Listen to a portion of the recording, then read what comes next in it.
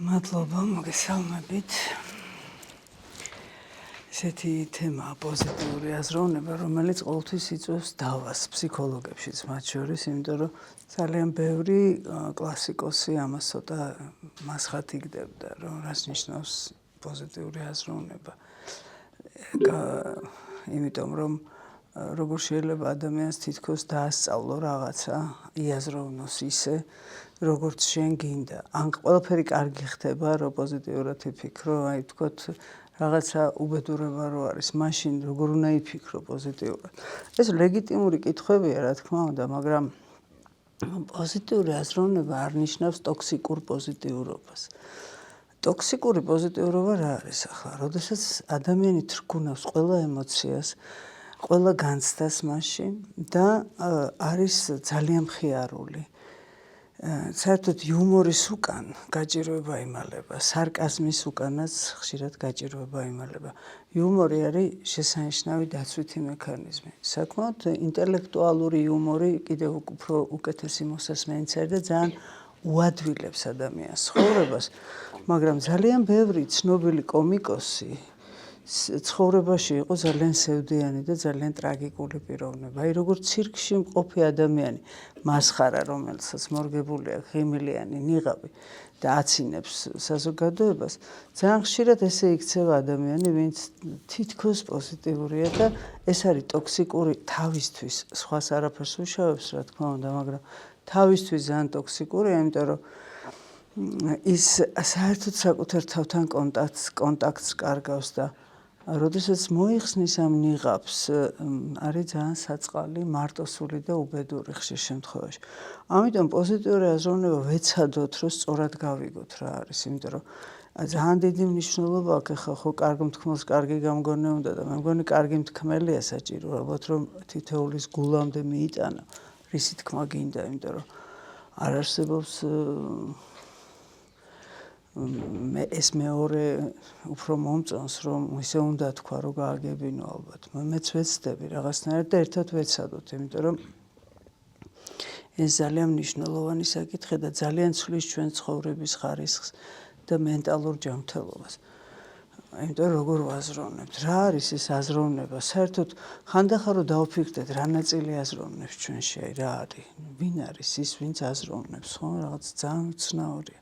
ამაზე ჩვენ არ ვფიქრობთ, იმიტომ რომ მიჩვეულები ვართ, ახლა რაღაც ჩვეულებრივი პროცესი გქონია ეს, რომ რაღაცას ფიქრობ, რაღაცას სჯელობ, იგივე მეტყველებაც, ეს რაც რო ვთქვათ, აი ნეიროფიზიოლოგები და ნეიროფსიქოლოგები ამბობენ, რომ თვითონ მეტყველება არის სასწაული. თავისთავად ეს დანაწევრებული მეტყველება, იმიტომ რომ ადამიანს აქვს და მეტყველება არის ხმამაღალი აზროვნება, ხო? ფიქრს ალაგებს სიტყვა, სიტყვაში ლაგდება ფიქრი. ფიქრი შეიძლება იყოს ქაოსური და მე რო ვეცადო თქვენ ვინ აუდიტორიას რამე გავაგებინო, მე ის უნდა დავალაგო, ხო? ამიტომ ვერბალურ აზროვნებასაც ეძახიან მეტყველებას. როდიდან იწყებს ადამიანი მეტყველებას? აქედან დავიწყოთ, ხო? და რა ნაწილი აზროვნებს მისი? აი ერთის მხრივ, როდესაც ადამიანი არის მუცელში დედის წიაღში, ამბობენ ხო ექიმები, რომ მას ყველაფერი ესმის და უნდა პოზიტიურად იფიქრო, პოზიტიურად იცხოვრო, რაც კარგ მუსიკას მოусმინო და სად ესმის, რას ესმის, ვის ესმის, ვინ არის ის, ვისაც ესმის, ხო? ეს ამხელა პატარა ადამიანი, რომელიც ზიგოტიდან მოყოლებული ერთი განაყოფიერებული კვერცხუჯრედი მერე 9 თვეში წარმოუდგენელი სისწრაფით იზრდება და 4 კილო ხდება, დაახლოებით 3-დან 4 კილომდე. რა ნაწილია ეს, რომ ესმის მას? რო იბადება, მას არაფერი არ ესმის თითქოს. ჩვენ ესე გგონია, რომ ის ძალიან პატარა რა ესმის. მასე ვიძახით ზოგჯერ 5 წლის, 10 წლის და საერთოდ დიდებზეც გვითხოვს რა ესმისო, მაგრამ ეს შეიძლება გადატანითი მნიშვნელობით იყოს. აღმოჩნდა, რომ ადამიანის ფსიქიკაში არის ნაწილი, რომელიც ყველაფერს აღბეჭდავს თავის თავში. ფსიქიკა საერთოდ არ არის მატერიალური. აი ხო ის არის ადამიანი მატერიალური, ჩვენ ყველა მატერია ვართ, ხო? ვცხოვრობ დროსა და სივრცეში. მატერია, დრო და სივრცე და ადამიანიც ესეა. და ეს რაღაც არამატერიალურია ფსიქიკა. ანუ რას გულისხმობს არამატერიალური ტვინი, რომელიც ჩვენ გვაქვს თავის ქალაში, 2 ნახევარსფეროსგან შედგება და ძალიან რთული აგებულებისას, საკმაოდ ეკრანული, ძალიან საინტერესო ორივე ნახევარსფერო თან იმეორებს, თან განსხვავდება ერთმანეთისგან და ეს ვიცით რომ ესაზროვნებს, ხო? მაგრამ ეს საერთოდ არ არის ფორმირებული პატარა ბავშვთან, ჯერ კიდევ მუცელში რო არის, ნუ მე რა თქმა უნდა რომ დაიბადება, მანდ არის ყველა ბირთვი, უკვე ყველაფერი მოცემულია, რუხი თეთრი ნივთიერება დაბადებისას და ნელ-ნელა იწყება მე შემეცნების პროცესი. და აი რა არის არამატერიალური და ამ ტვინის მუშაობის პროდუქტი. იმიტომ რომ ფიქრი თან ვერ იტყვი რომ არამატერიალური, იმიტომ რომ ენერგიაა, ხო? ფიქრი ხო ენერგიაა. ჩვენ ფიქრი ძალიან ბევრ ამის შეცვლა შეგვიძლია. ემოცია რა არის? ის განცდა, ის რეაქცია, რაც ჩვენ გვაქვს ერთმანეთზე ან სიტუაციაზე და ან სურვილები რა არის, ნებელობა რა არის, სურვილების კონტროლი. ეს ყველაფერი ერთის ხრივარი ტვინი ფიზიკური მატერია, მაგრამ ის რომ მუშაობს რა, იმისი პროდუქტი არის ჩვენი აზროვნება, ფსიქიკური ფენომენები. და შესაბამისად ის ბოლომდე მატერიალურში ვერ გადის. თუმცა თლათ არამატერიალურია რო თქვა, მაშინ ენერგია რა არის. თუმცა ეხლა სამყაროში არის ბევრი რამ, რასაც ჩვენ ვერ ვხედავთ, თუნდაც მე და თქვენ შორის უამრავი მოლეკულა, ატომი, რა ვიცი, ამას ყველაფერს ვხედავდეთ, ჩვენ ერთმანეთს ხო ვერ დავინახავდეთ, ჩვენ ვხედავთ იმას, რაც გვჭირდება რომ დავინახოთ. ჩვენ გვესმის ის, რაც გვჭირდება რომ გავიგოთ, იმიტომ რომ ის ჰერცები, რაც ჩვენ გვესმის, არის ის დიაპაზონი, რომელსაც ჩვენ დავიტევთ დავიდან, თორე იმის ზემოთ ყური ვერ აიტანს და იმის ქვემოთ არ გვესმის, თორე ასევე უამრავი ხმა არის სამყაროში. უამრავი ხმა არის, უამრავი რაღაცა ბგერა, რომელთანაც ჩვენ შეხება და კონტაქტი არ აქვს. თითქოს რაღაცებს ფარდა აქვს ჩამოფარებული, თითქოს რაღაცა ესენი კორიდორებში გავდივართ, ხო, რაღაცას ვხედავთ იმას, რაც საჭიროა ჩვენთვის, მაგრამ ძალიან ბევრ რამეს ვერ ვხედავთ. უხილავ სამყაროს კერძოდ. ასევე რაღაცები გვესმის, რაღაცები არ გვესმის. და რაღაცა ნაწილი ყველაფერს ამას იმახსოვრებს. ეხლა სად არის ეს დამახსოვრებული? ძალიან მინდა რომ ამას ხაზი გაუსვა, იმიტომ რომ აი დღეს უკვე ლაპარაკობენ უჯრედულ დონეზე, რო ხდება ერთი უჯრედის დონეზე გენეტიკური ინფორმაცია არის. ანუ თუ მე თქვენ მიყვარხართ, ყველა უჯრედით მიყვარხართ. აი იგივე დნმ შეიძლება ფრჩხილიდან, თმიდან, კანიდან, ნებისმიერი ორგანოდან შეიძლება ავიღოთ და მისი აი ვთქვათ მისგან გავიგოთ ვინ იყო ეს, რა წინაპრები ყავდა. სხვათა შორის აღმოჩნდა რომ ჩვენი დეზოქსირიბონუკლეინის მჟავა, ჩვენი გენეტიკური ინფორმაცია მოიცავს მთელი კაცობრიობის ინფორმაციას. ნუ მინიმუმ როგორც ამბობენ მეცნიერები, აი განსაკუთრებით ვინც დღეს განლაგებაში არის, განლაგების სპეციალისტები არიან, ამბობენ რომ მინიმუმ 7-თან გვაქვს წვდომა. ოღონდ როგორი წვდომა გვაქვს ახლა? ჩვენ მათი არც სახელები, არც არაფერი არ ვიცით ბევრის და არც ის ვიცით თუ რა ვინ როგორ ცხოვრობდა, ხო? ნუ თუ არ ვართ ახლა რაღაც ისეთი გვარის წარმომადგენელი, რომელიც თქვათ, რა ვიცი, ან ბაგრატიონები, ან როცა იციან თავისი გენეალოგია სამწუხაროდ ჩვენ ეს არ ვიცით, მაგრამ აღმოჩნდა რომ თითოეულ უჯრედში, რომელიც არის მილიარდობით, იმაში არის 2 მეტრი დნმ თითოეულში. ეს 2 მეტრი რო გამრავლდეთ, ჯერ მარტო 100 მილიარდი ნეირონია თავის ტვინში. გლია კიდე 10-ჯერ მეტი და დანარჩენ უჯრედები ხო წარმოუდგენელი რაოდენობაა და ეს 2-ზე რო გავამრავლოთ, ამბობენ რომ დედამიწას უწრეს და არ ტყავსო ადამიანში მყოფი გენეტიკური ინფორმაცია, რომელთანაც ჩვენ წვდომა არ გვაქვს, ხო? არ გვაქვს ესე წვდომა. ეს რაღაც ცოდნები გვაქვს, რომელიც აი სადღაც არის, რომ დავარქოთ შავი ყუთივით არის, რომელშიც არის ინფორმაცია რაღაც წარმოუდგენლად დიდი, მაგრამ ჩვენ გვაქვს ჩვენი პირადი უკვე მეხსიერება, პირადი რაღაც გამოცდილება და წარმოდგენება. ჩვენი პირადი, მაგრამ ჩვენი მშობლების უახლოესი და მე მათი წინაპრებისაც მოყვება. ამიტომ შეიძლება რომელიმე ჩვენთაგანი ვგავდეთ ბებიის ძმას ან ბაბუის დას ან რა ვიცი ვიღაცას ბაბუის ბაბუას ისე რომ რა თქმა უნდა არც კი გვინახავს არასდროს ის და ისევ დავდივართ, ისევ ჭამთ, ისევ ვიქცევით, იგივე სტრატეგია გვაქვს, იგივე დაავადებები გვაქვს, რაც მას და ასე შემდეგ და აი ამ განლაგებებით შეიძლება ადამიანმა ბევრი რამე აღმოაჩინოს თავის თავში, ანუ ოჯახური თერაპიის შემთხვევაში რა შეიძლება იყოს მისი ბოლო და რა შეიძლება შეცვალოს მან. ხო, ესე იგი ეს ცოდნა და ინფორმაცია ჩვენში არის. არის ეს ინფორმაცია წარმოუდგენლად დიდი, მაგრამ ახლა სად არის ეს წვდომა მასთან? როდის იწყება მასთან წვდომა? კაცმა რო თქვას ცნობიერება ძალიან ვიწრო ზოლია განათებული. დაიჩენში ბნელა. მოდი ესე ვთქვათ, მაგრამ ეს ცნობიერება, რომელიც არის ძალიან გავს აი მინდორ, სადაც არის აყვავებული ყვავილები, ხეები, ბუჩქები, ისმის ხმები, აი რა ვიცი, რაღაც გნიავია, ქარია, რა ვიცი, ხანწვი, ანუ უზარმაზარი დიდი ინფორმაციის ველი, რომელიც არის და შემდგომში არის ფსიქიკური ფენომენი ყურადღება, რომელთაც მე ვაკეთებ ფოკუსირებას რაღაც კონკრეტულზე და არის ასევე ფსიქიკური ესევე ფენომენი მეხსიერება, რომლითაც ხდება კონსერვაცია ინფორმაციის, ანუ დამახსოვრება. ეხლა ეს დამახსოვრებული მე რა თქმა უნდა ჩვენ ხშირად უჩივით მეხსიერებას, იმიტომ რომ ზოგჯერ არის ხოლმე რომ აი რაღაც არაფერი აღარ მახსოვს, ბავშვობა საერთოდ არ მახსოვს, რაღაცა არ მახსოვს და შეიძლება ეს რაღაცა კადრები იყოს ჩალაგებული ჩვენში ესე რომ რაღაც ფლეშბექი ქვია, შემოიჭრა ზოგჯერ სიზმარში, ზოგჯერ ცხადში, ზოგჯერ რაღაცა ფილმის ყურების დროს, რაღაცა დატრიგერდეს და ამოვარდეს. მაგრამ წვდომა ესე ცნობიერად ძალიან ცოტა რამესთან გვაქვს. და ახლა მე იშვიათად მილაპარაკია აზროვნების განვითარებაზე, იმიტომ რომ ზოგადად ემოციები უფრო აინტერესებთ ხოლმე და აზროვნება კიდეც სხვა რამეა, ხო, სხვა ფენომენია.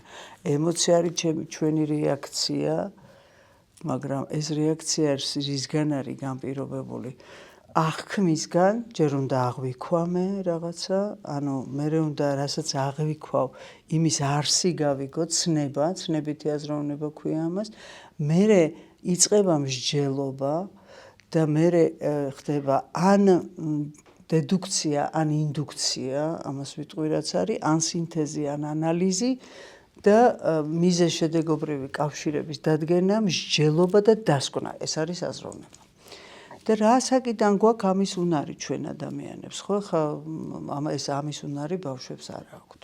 მიუხედავად იმისა, რომ ის გრძნობს ყველაფერს, ის გრძნობს, რომ ჩხუბობენ მისი მშობლები, თუნდაც უცხო ენაზე, ის გრძნობს, რომ ის ნაკლებად უყვართ ან მას არ აფასებენ. ჩვენ შეიძლება გავაპროტესტოთ რას ქვია, ისე მიყვარს გიждდები, მაგრამ ის ესე გრძნობს. მას გონია, რომ ის არ არის საკმარისი, არ არის სასურველი. და ბევრი რამე გონია ადამიანს და ამით თვითშეფასება ყალიბდება, მისი არაცნობიერი თვითშეფასება, მაგრამ თვითონ დაბადებიდან, როგორც კი დაიბადება, ხა მუცლად ყოფნის დროს ის ინფორმაცია რაც გვაქვს, აი თავის ტვინში არის ფოლდერები და ხშირად მithქვამს ამ ფოლდერებს ერთ-ერთი არის ამიგდალა ქვია, ნუშისებრი სხეულია, სადაც არის ჩვენი შიშების დამახსოვრებული, ანუ ის არის კონსერვაცია ხდება და რაღაც სიტუაციაში ამის გააქტიურება ხდება. გარდა ამისა იმახსოვრებს ტვინი როგორც ფოტოაპარატი ან როგორც აღბეჭდო გადაიღო ფილმი და ფირზეა ჩაწერილი ეს და შეიძლება მე როდესღაც ნახო ეს ფირი, ხო? და ზოგჯერ ხო არის რომ ფირი ფუჭდება და რაღაცა კარგად კი უყურებ ფილმს, მაგრამ რაღაცა ხარვეზები აქვს. ესევე შეიძლება დაემართოს, იმიტომ ჩაწერა ხდება ცილებით და ცილები შეიძლება რაღაცები დახარვეზდეს. აი ჩვეულებრივად კოდირებული და ჩაწერილი ინფორმაციაა ჩვენში, მათ შორის მაგალითად დედა და მამა როგორ ურთიერთობდნენ ერთმანეთთან, როგორ ურთიერთობენ. იმიტომ რომ მე ჩემ ქცევის რეპერტუარში მე სხვა ქცევა არ ვიცი. მე ვიცი მარტო ის ქცევა, როგორც მამა ჩემი და დედა ჩემი ერთმანეთს ეკცევდნენ. ბებია და ბაბუა, მამიდები, ვინც მყავს ახლოს. რასაც ჩემი ტვინი აღბეჭდავს და მართლა კოპირებას აკეთებს და პეისტს აკეთებს, ჩააგდებს როგორც პატერნს ჩემს არაცნობიერ რეპერტუარში. ჩვენ ყველას გვაქვს ეს რეპერტუარი, რომელიც ფორს მაჟორში, აი ძალიან რო გაბრაზდებით, ან ძალიან რო დაიღლებით, ან ძალიან რო საფრთხის ქვეშ აღმოჩნდებით, ზუსტად ისე ვიქცევით, როგორც დედა ან მამა. სხვა მოქცევა ჩვენ არ ვიცით, შეიძლება რაღაცა ვისწავლოთ კინოდან, ფილმიდან, წიგნიდან, რაღაციდან, მაგრამ ფორს მაჟორში მაინც დედას ემსგავსებიან მამას, იმიტომ რომ გამკლავების მექანიზმები გვაქვს ჩვენ ის არის ჩვენი ბაზისური ცოდნა. ამიტომ არის ძალიან მნიშვნელოვანი, სწორედ როგორ რა ურთიერთობებში ისდება ადამიანი, იმას თulis, აი მაგალითად იმპრინტინგი ქვია მოვლენას, პატარა რო გამოიჩეკებიან ისინი პატარა წიწილები, რო დაუყენო სათამაშო, რომელიც დაქოქილი დადის, ისინი გაეკიდებიან იმას და მე სულ იმას დაძდებენ, იმიტომ რომ ის გონია დედა, აღბეჭდა და ის გონია დედა. ესე ადამიანიც ესე აღბეჭდას აკეთებს, სუნის, ფერის, გემოს, ხმის, ყველაფერ ამის დედის სუნს ცნობს, დედის ხმას ცნობს და ასე შემდეგ. მამა ნელ-ნელა შემოდის ბავშვი ადამიანის ცხოვრებაში, იმიტომ რომ მაინც მეორადი ბმა აქვს მას. ხო. დაიბადა პატარა ბავშვი, ჯერ ეხა მისი ვთქვათ ორი სიტყვით რო ვთქვათ ფსიქოსექსუალური და ფსიქოსოციალური განვითარებით უმნიშვნელოვანია დაბადებიდან 1 წლამდე ან წელიწად ნახევრამდე ყალიბდება ნდობა, პოზიტიური აზროვნება, პოზიტიური ესე იგი ოპტიმისტი იქნება თუ პესიმისტი იქნება, ჩვენ შლეიფად მოყვება ჩვენი ხასიათის ტემპერამენტი. ეს არის გენეტიკური მოცემულობა და ეს ტემპერამენტი ესე ადვილად არ ექვემდებარება გადაკეთებას. რაღაცნაირად მორგება უნდა ვისწავლოთ, 4 ტიპის არის, ვიცით არა, სანგვინიკი, ქოლერიკი, მელანქოლიკი და ფლეგმატიკი. აქედან 4-ვე ტიპს აქვს თავისი გარკვეული ტიპის გამკლავების მექანიზმები და ერთმანეთისგან განსხვავდება, თუნდაც სტრესთან მიმართებაში რა ტემპერამენტისაც ხარ, უფრო მეტად არ უმკლავდები ან არა. რაღაცები მოყვება ჩვენ გენეტიკურად და ამიტომ არის ხა ოჯახში ერთმანეთს არავინ რო არ გავს და რო გიკვირს, რატო არ გვანანო, იმიტომ რომ აბსოლუტურად სხვადასხვა ის არის, სხვადასხვა ნიშან-თვისება გამოყვა მათ, ერთი ეს, მერე მიუხედავად იმისა, რომ დედისგან აქვს 23 ქრომოსომა და მამისგანაც 23 ქრომოსომა, 46 ქრომოსომა, ყველა ბავშვის შემთხვევაში სხვადასხვა ინფორმაცია და საერთოდ არ არის აუცილებელი ერთმანეთს გავდეს, ხო? ზოგჯერ გავს, რა თქმა უნდა, ერთი კვერცხუჯრედის ტყუპებზე, თუმცა პიროვნებები მაინც განსხვავებულია და რა არის ეს პიროვნების განმაპირობებელი? აი ესეც საკითხვაა, ხო? აბსოლუტურად ერთნაირი ფენოტიპი და გენოტიპი რო ვთქვათ, ორივეს ერთნაირი ინფორმაცია აქვს ტყუპებს, სარკეა ერთში და ორი სხვადასხვა პიროვნება. აი ეს პიროვნებას რა განაპირობებს ადამიანში? ეს არის ძალიან მნიშვნელოვანი საკითხი, რომელზეც ახლა ფიქრობენ და რა თქმა უნდა, აი ვთქვათ, არის ამას ქვია სული და მე ამას ვამბობ ხმამაღლა, იმიტომ რომ ვერც ერთ დაავადებას და განსაკუთრებით გარკვეული ტიპის დაავადებებს ამ 4 განზომილებიდან სული რო გამოტოვო ვერ ახსნი. პირველი ეს არის ბიოლოგიური, ფსიქოლოგიური, სოციალური და სულიერი. 4 განზომილებაში აი ეს სწორედ რაღაც სულის თვისება არის სხვა პიროვნება, თუმცა ახლა მან შეიძლება ვიღაცა მიდაოს. და თქვა დაიბადა ადამიანი რაღაც გარემოში, ისეთში, ასეთში ჩვენ არ ვირჩევთ ჩვენ მშობლებს, ჩვენ არ ვირჩევთ ადგილს, დროს, სად და როგორ გავჩნდებით და რა ვითარებაში.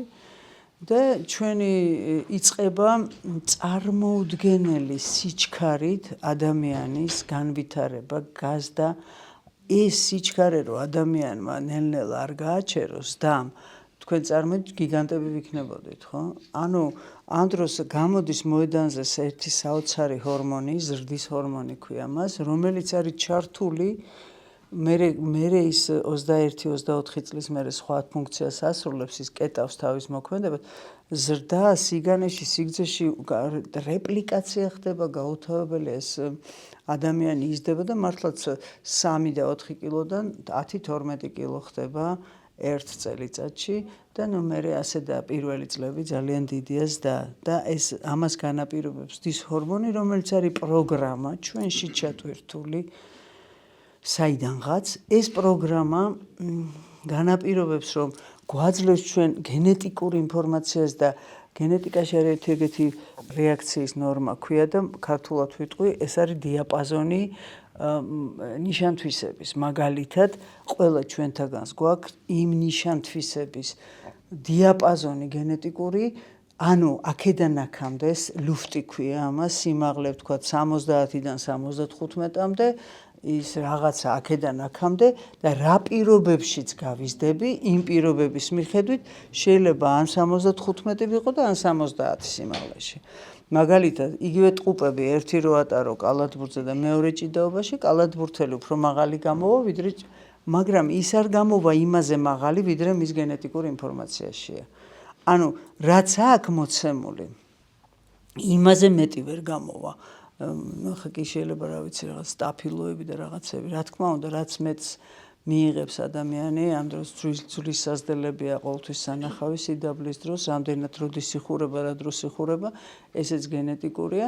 მაინც იქამდე გაიზრდება სადამდეც მას აქვს მოცემული პროგრამაში. ეს პროგრამის დამწერიც კიდე ცალკე არსებობს, რაღაცა პროგრამა, რომელიც მუდმივად იტვირთება. უფრო მეტის დღეს ლაპარაკობენ ისეთ პროგრამულ უზრუნველყოფაზე, რომელსაც ფსიქიკა ეწევა, ჯერ კიდევ პირველი 3 წელი ადამიანის დაბადებიდან.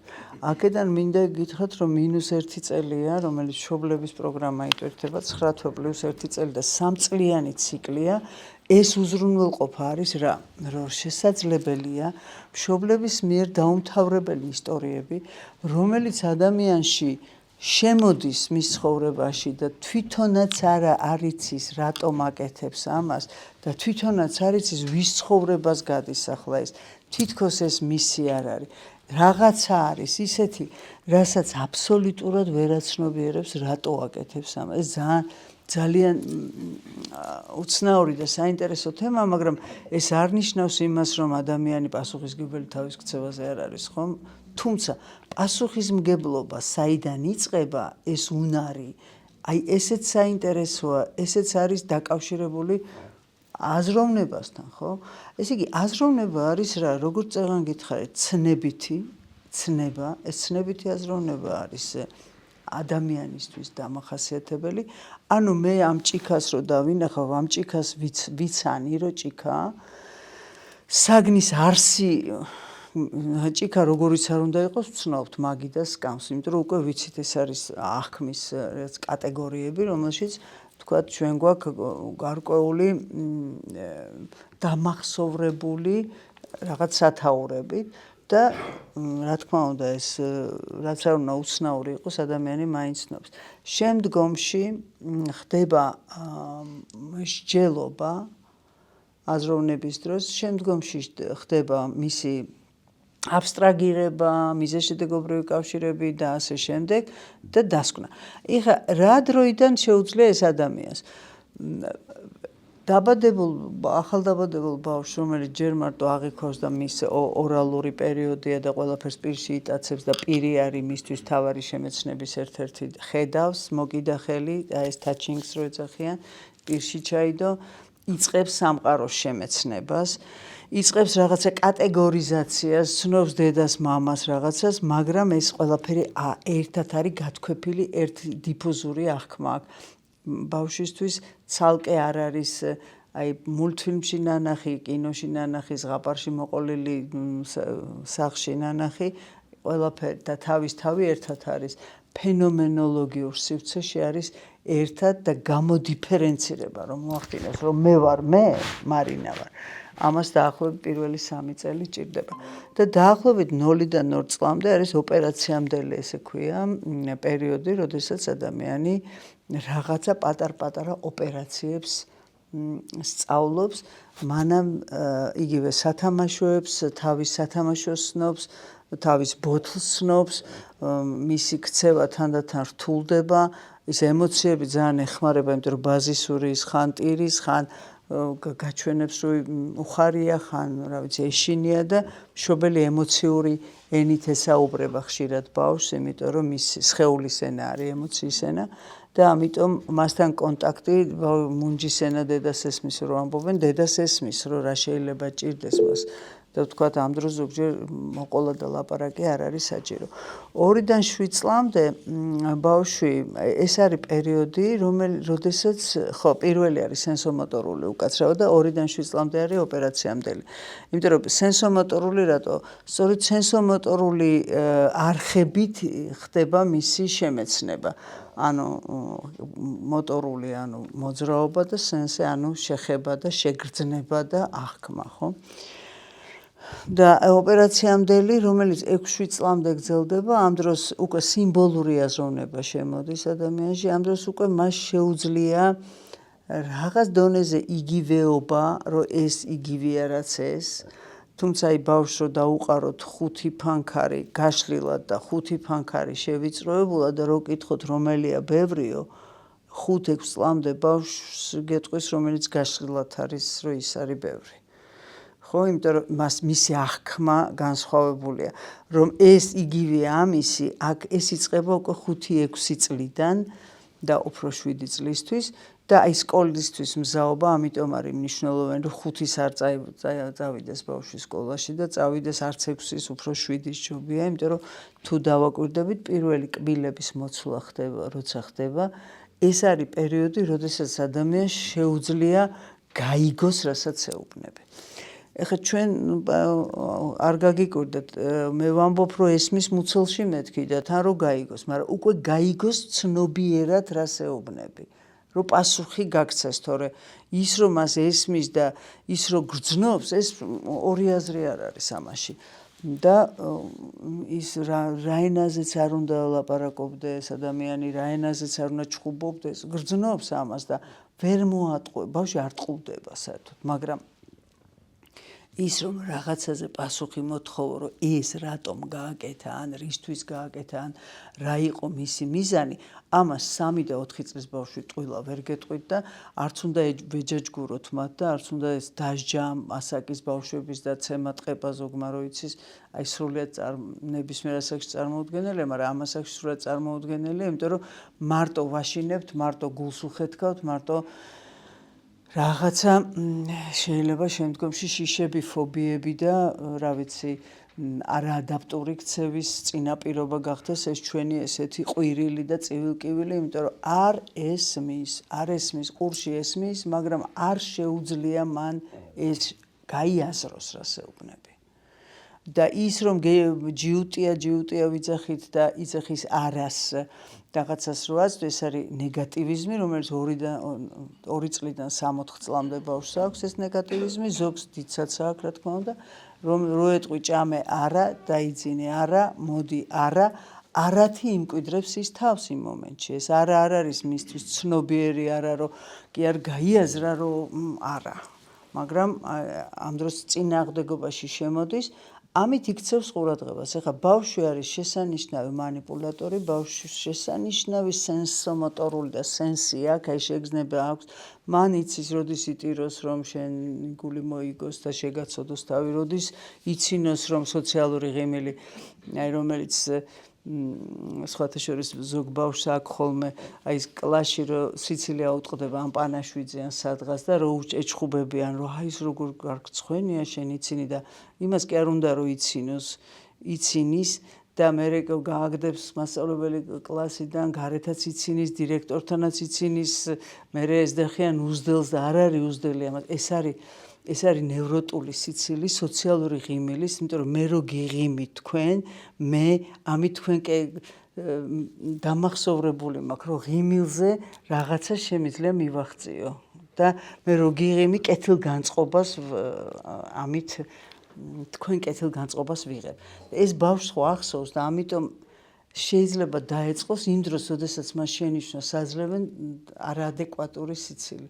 და აი რა თქმა უნდა ეს ცოდნა რო არ გვაქვს ამ საწყალ ბავშვებს კიდე შეიძლება თავი არ თმევინოს ვიღაცამ რომ შეუძდელი ხარ და ის ხარ ძალიან უჭირთ იმიტომ რომ ემოციებსა და აზროვნებას შორის ჩვენ ვერ ვახერხებთ დაკავშირებას ზოგჯერ ცალკე ვფიქრობ და ცალკე ვგზნობ და ერთი მეორესთან როგორ დავაკავშირო არ ვიცი და იმას მით უმეტეს არ შეუძლია და რაღაცა უცნაურობას ვთხოვთ ამ ბავშვებს ეხა 1 წლის ასაკიდან უკვე ერთსიტყვიანი რაღაცეები მოდის, ხო? თქვათ ყველაზე მარტივი დედა, მამა, პური და რაღაცა კიდე. აი პურს რაღაცა ბუას თუ ბუას რაღაცას ეძახიან. და სხვა შორის ყველა ენაში და ყველა კულტურაში ეგ არის. დედა, მამათი იწყება, რა თქმა უნდა, წყალი, პური და რაღაც ეს პირველი რაც მას საკონტაქტოდ უნდა და დაახლოებით წლინახევრიდან 2 წლამდე და ესეც პირდაპირ კავშირშია აზროვნებასთან, მეტყველებას საერთოდ. და მოტორიკაც. ეს სამივე, ესე იგი, მოტორიკა, როგორ რამდენად მოძრავია ადამიანი, რამდენად ადრე იწყებს მეტყველებას, ეს ყველაფერი დაკავშირებულია შემდგომში აზროვნებასთან, იმიტომ რომ მეტყველება არის აზროვნების ვერბალური მხარე, ხო? ხმამაღლა ვაზროვნებ.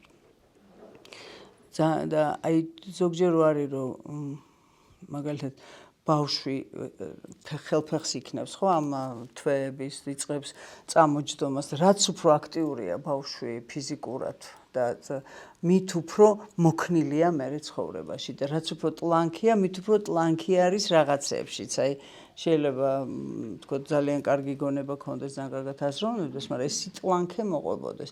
ამიტომ არის ეს მოტორიკა ძალიან მნიშვნელოვანი, წვრილი მოტორიკა, ხელით რაღაცების გაკეთება.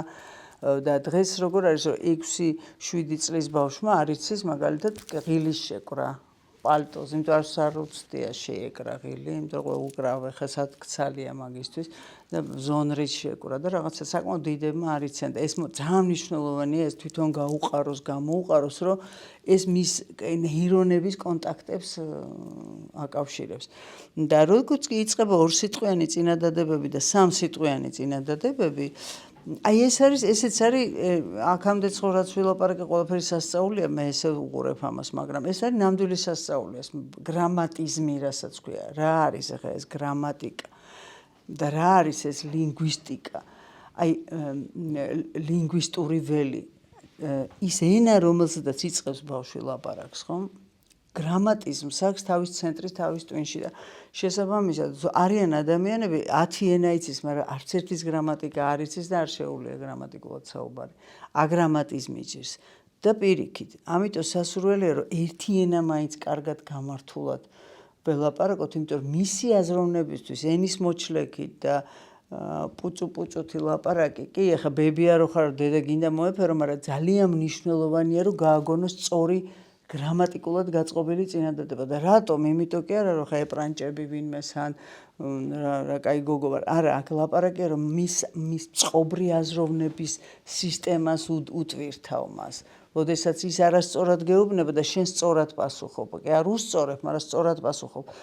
აი ცდილობ რომ დღეს ხო არის ახლა თქვათ მართლაც ახლა ბავშვი რო რაღაცას იტყვის და ის სიტყვები მე ყველა იმას ვიმეორებ და გვიხარია რომ ეს თქვა ენის მოჩლექით რაღაც.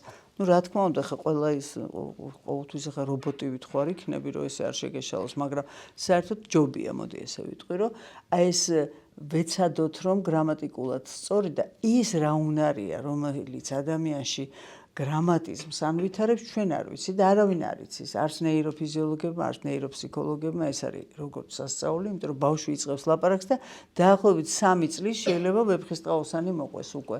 იმდენს ლაპარაკობს ზოგიერთი, ნუ სხვადასხვა ტიპის ბავშვები არიან, მაგრამ მაინც აი 3-4 წლის აი გაგიკვირდება ისე წინადადებებს აწყობს ზოგიერთი და მე რო არის ხოლმე რომ აი ვინ გასწავლა და აი რაღაც და ამ დროს ძალიან ხშირად არის ბილდსიტყვაობა მოდის და არის ხშირად გინება და ცუდი სიტყვები და აი ყოფილა ესეთი არგუმენტი რომ მაინც ისწავლის და კი მაინც ისწავლის, იცით რა, ყველაფერს ნახავს ადამიანი ამ სამყაროში, მაგრამ მე რატო უნდა ვასწავლო? აი ეგ არ მესმის მე დედა ვარ თუ ბები ვარ, მე რატომ უნდა ვასწავლო ბილდსიტყვაობა?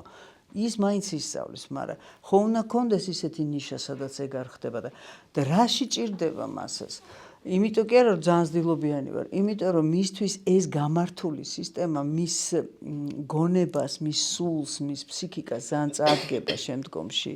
იმიტომ რომ აღმოჩნდა რომ როგორც უმეტყველებთ ისე ვცხოვრობთ, ნახე, დააკვირდით, ეს რაზმნებსაც ხმარობთ, იმ მოქმედებებს ვაკეთებთ. ეს უკვე როგორც გეშტალტიდან ვამბობ ახლა.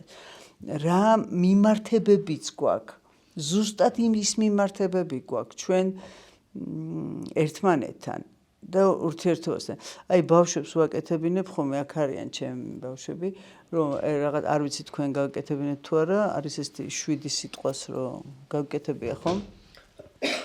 არის ესეთი სავარჯიშო, რაღაცა რანდომულად იღებს სიტყვებს და მე უნდა გააკეთოს რაღაცა იმისგან. და როგორც აკავშირებს, ისე აკავშირებს ცხოვრებაში საკუთარ თავს სამყაროსთან, ისე იყენებს რესურსებს. ოღონდ თვითონ არის ამას რო აკეთებს. ესე იგი, ჩვენ ამიტომ არის მნიშვნელოვანი, რომ აი ხშირად ამბობენ, რომ ერთი ენა მაინც გამართულად ასწავლეთ, სანამ 5 ენას ერთად დაუწყებენ ამ ბავშვებს, აერორებს ტვინი უკვე ამდენ. კი, ძალიან ადვილად სწავლობს მეხსიერების ხარჯზე.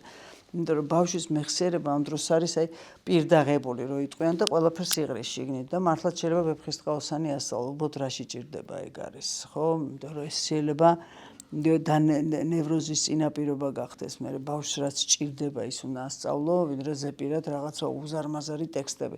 თუმცა მეხსიერების გავარჯიშება თავისთავად ცუდი არ არის, მაგრამ ზოგჯერ გონია რომ ვისაც შეუძლია დიდი ლექსი თქვას, რომ ის უფრო ჭკვიანია, ვიდრე ის რომელიც ვერაფერს ვერ ამბობს, ეს ძალიან დიდი შეცდომა, იმიტომ რომ იმან დაიმახსოვრა მეხსიერების ხარჯზე, მაგრამ აზროვნება სხვა ფუნქცია არის.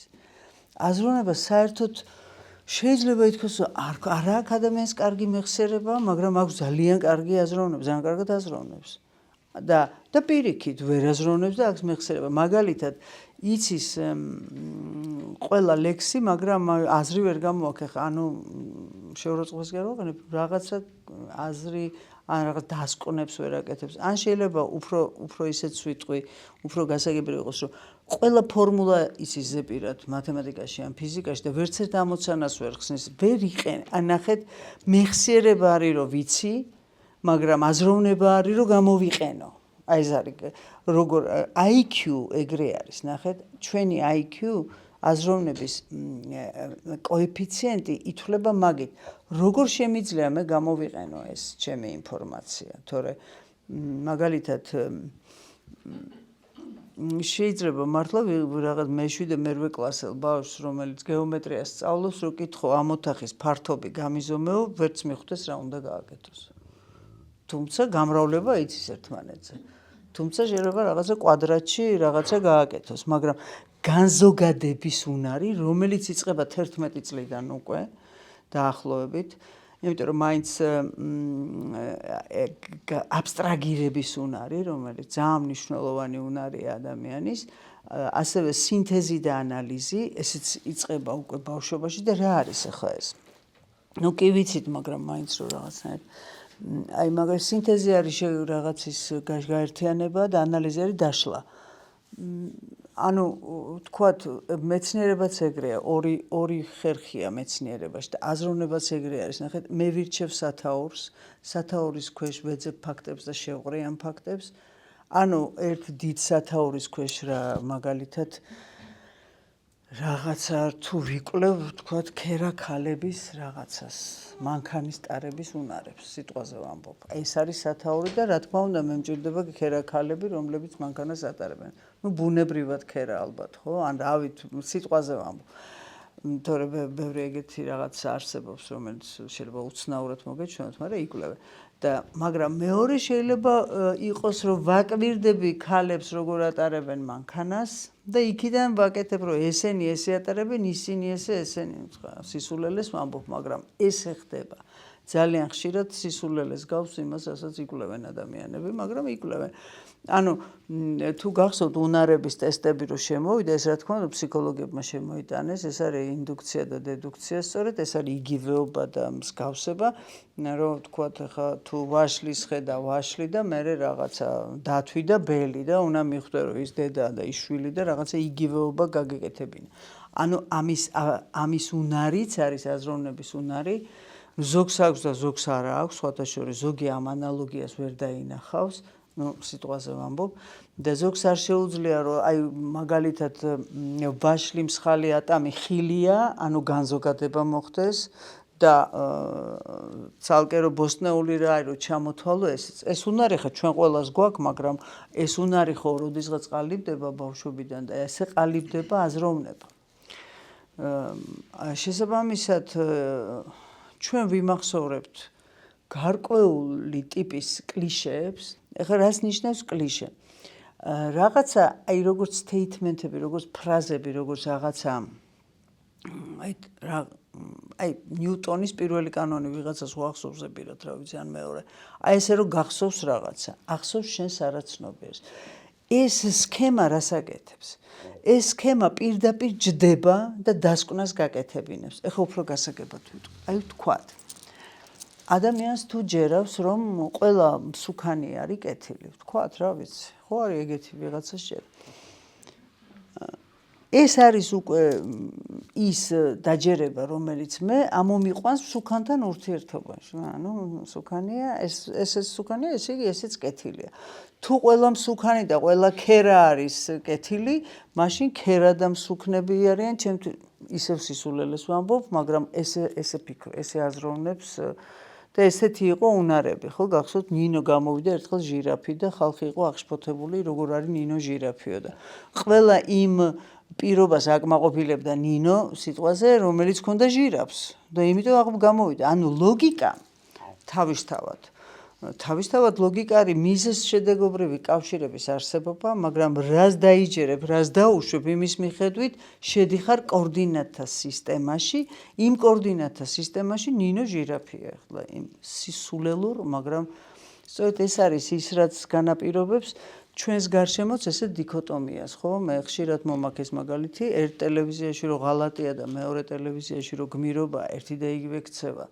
ხო, ეს ხო არის დიქოტომია, იმიტომ ის სხვა კოორდინატთა სისტემა აქვს იმას და იმასთან ამას ქვია ეს და ამასთან კიდე ის, ვთქვათ, ღალატი. და ამიტომ არის ყველაზე ჭკვიანური კითხვა კომუნიკაციის დროს არის ის, რომ ადამიანს კითხო რას გულისხმობ, თქო, იმიტომ რომ შეიძლება მე რომ გონია რომ შენ იმას გულისხმობ, რაც მითხარი ახლა. საერთოდ სხვა რამეს გულისხმობ. შეიძლება მელაპარაკებოდეს სიყვარულზე და რა ვიცი, ხინკლის სიყვარულზე მელაპარაკებოდე და მე ვიგულისხმო რაღაც სხვა რამე. აი ნებისმიერი რამე თუ არ დააზუსტე, აბსოლუტურად შეიძლება სხვაგან აღმოჩნდე. ძალიან ხშირად ჩვენ გვაქვს რა, ვიცი რა უნდა მასწავლო, აი რა რაღაცის თქმას რო აპირებ, კაი რა, ხო ვიცი რასაც მეტყვი. საიდან იცი რასაც გეტყვი? რატომ იცი რას? როგორ შეიძლება იცოდე მე რას ვფიქრობ და რას ვამბობ? მაგრამ მე მეორე ადამიანს აქ ამბიცია მაგისი რო იცის უკვე შენ ასწავლი მოხარშულს გიცნობს. საკუთარ თავს არ იცნობს, შვილებს ჩვენ არ ვიცნობთ, მოდი ვაღიარო, საერთოდ არ ვიცნობთ შვილებს.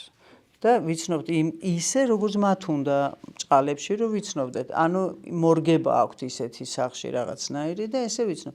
თორე იმის გარეთ შეიძლება წარმოდგენაც არ გვაქვს, ვინ არიან და რას აკეთებენ. აი რაც არ უნდა უცნაური იყოს, ხო?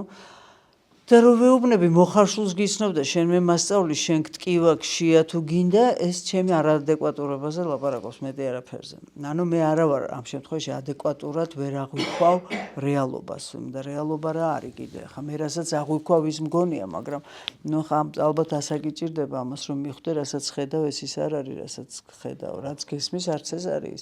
კიდე იმის იქით უნდა სხვა მხრიდანაც შეხედო ამ მოვლენას ზემოდან გვერდიდან რომ რაღაცა დაინახო, იმიტომ რომ ის რომ ვთქვათ ერთი რაკურსით გაჭედილი დავინახე და დასკვნა დავდე, აი ესე დასკვნებს ვიმახსოვრებ. და ნახეთ ახლა ვიტყვი ერთ 4 ცვლადს მაგალითად ესე. მათემატიკაში როგორ არის A თუ უდრის B-ს და B უდრის C-ს და C უდრის D-ს, A უდრის D-ს, ხო? ანუ A, B, C და D ერთი და იგივე გამოდის, თუ ესენი ყველა ერთმანეთს უდრის, მაშინ A და D-ც ერთმანეთს უდრის და მე შემიძლია ეს გამოვიყენო ამოცანის ამოხსნის. ეხლა ცხოვრებაში როგორ მაქვს დამახსოვრებული? A. თუ ადამიანი ესე გამოიყურება რაღაცნაირად. B. თუ ეს მითხრა. C. ესე მოიქცა. D. ასეთია. ერთი ადამიანის შემთხვევაში და ერთი მოვლენის შემთხვევაში 4 კომპონენტიანი და არ დავიმახსოვრე და ჩავაგდე ჩემს მეხსიერებაში. შენ თუ რომელიმედან აი ესე მითხარი, გიცანი ვინც ყოფ, შენ ეს ყოფილხარ თურმე. იმიტომ რომ ის პირველი გამოცდილებით ჩემი დასკვნა რომ მაგ გაკეთებული რომელიღაცაზე მოგაწერე შენ, პროეცირება გავაკეთე და გონია რომ მივხვდი და თან მიხარია რომ მიგიხვდი, მაგრად რისი თქმა გინდა. სინამდვილეში ესე არ არის, იმიტომ რომ ეს არის ჩემი პირადი რაღაცა დამახსოვრებული კლიშეები, რომლითაც მე ძალიან სწრაფად ვაკეთებ დასკვნებს და გადაწყვეტილებასაც ამბობენ ტვინი უფრო ადრე იღებს გადაწყვეტილებას ვიდრე პიროვნება თვითონ, იმიტომ რომ ტვინში არის ინფორმაცია ჩატვირთული და წამებით წინ უსწრებსო ამ გადაწყვეტილების მიღებას და რა გვაქვს ჩვენ ჩატვირთული, რასაც ბავშვობაში, ახალგაზრდობაში, ჩვენი ცხოვრების მანძილზე, რაც გვესმის, რასაც ვკითხულობთ, რასაც ვიგებთ, რაც გგონია, რაც გვჯერა, რისიც გვჯერა და ასე შემდეგ, ჩვენი მრწამსი იქნება თუ ღირებულებათა სისტემა და ასე შემდეგ. და იმიტომ არიან განსხვავებული ადამიანები და განსხვავებულია მათი აზროვნებაც, რა თქმა უნდა.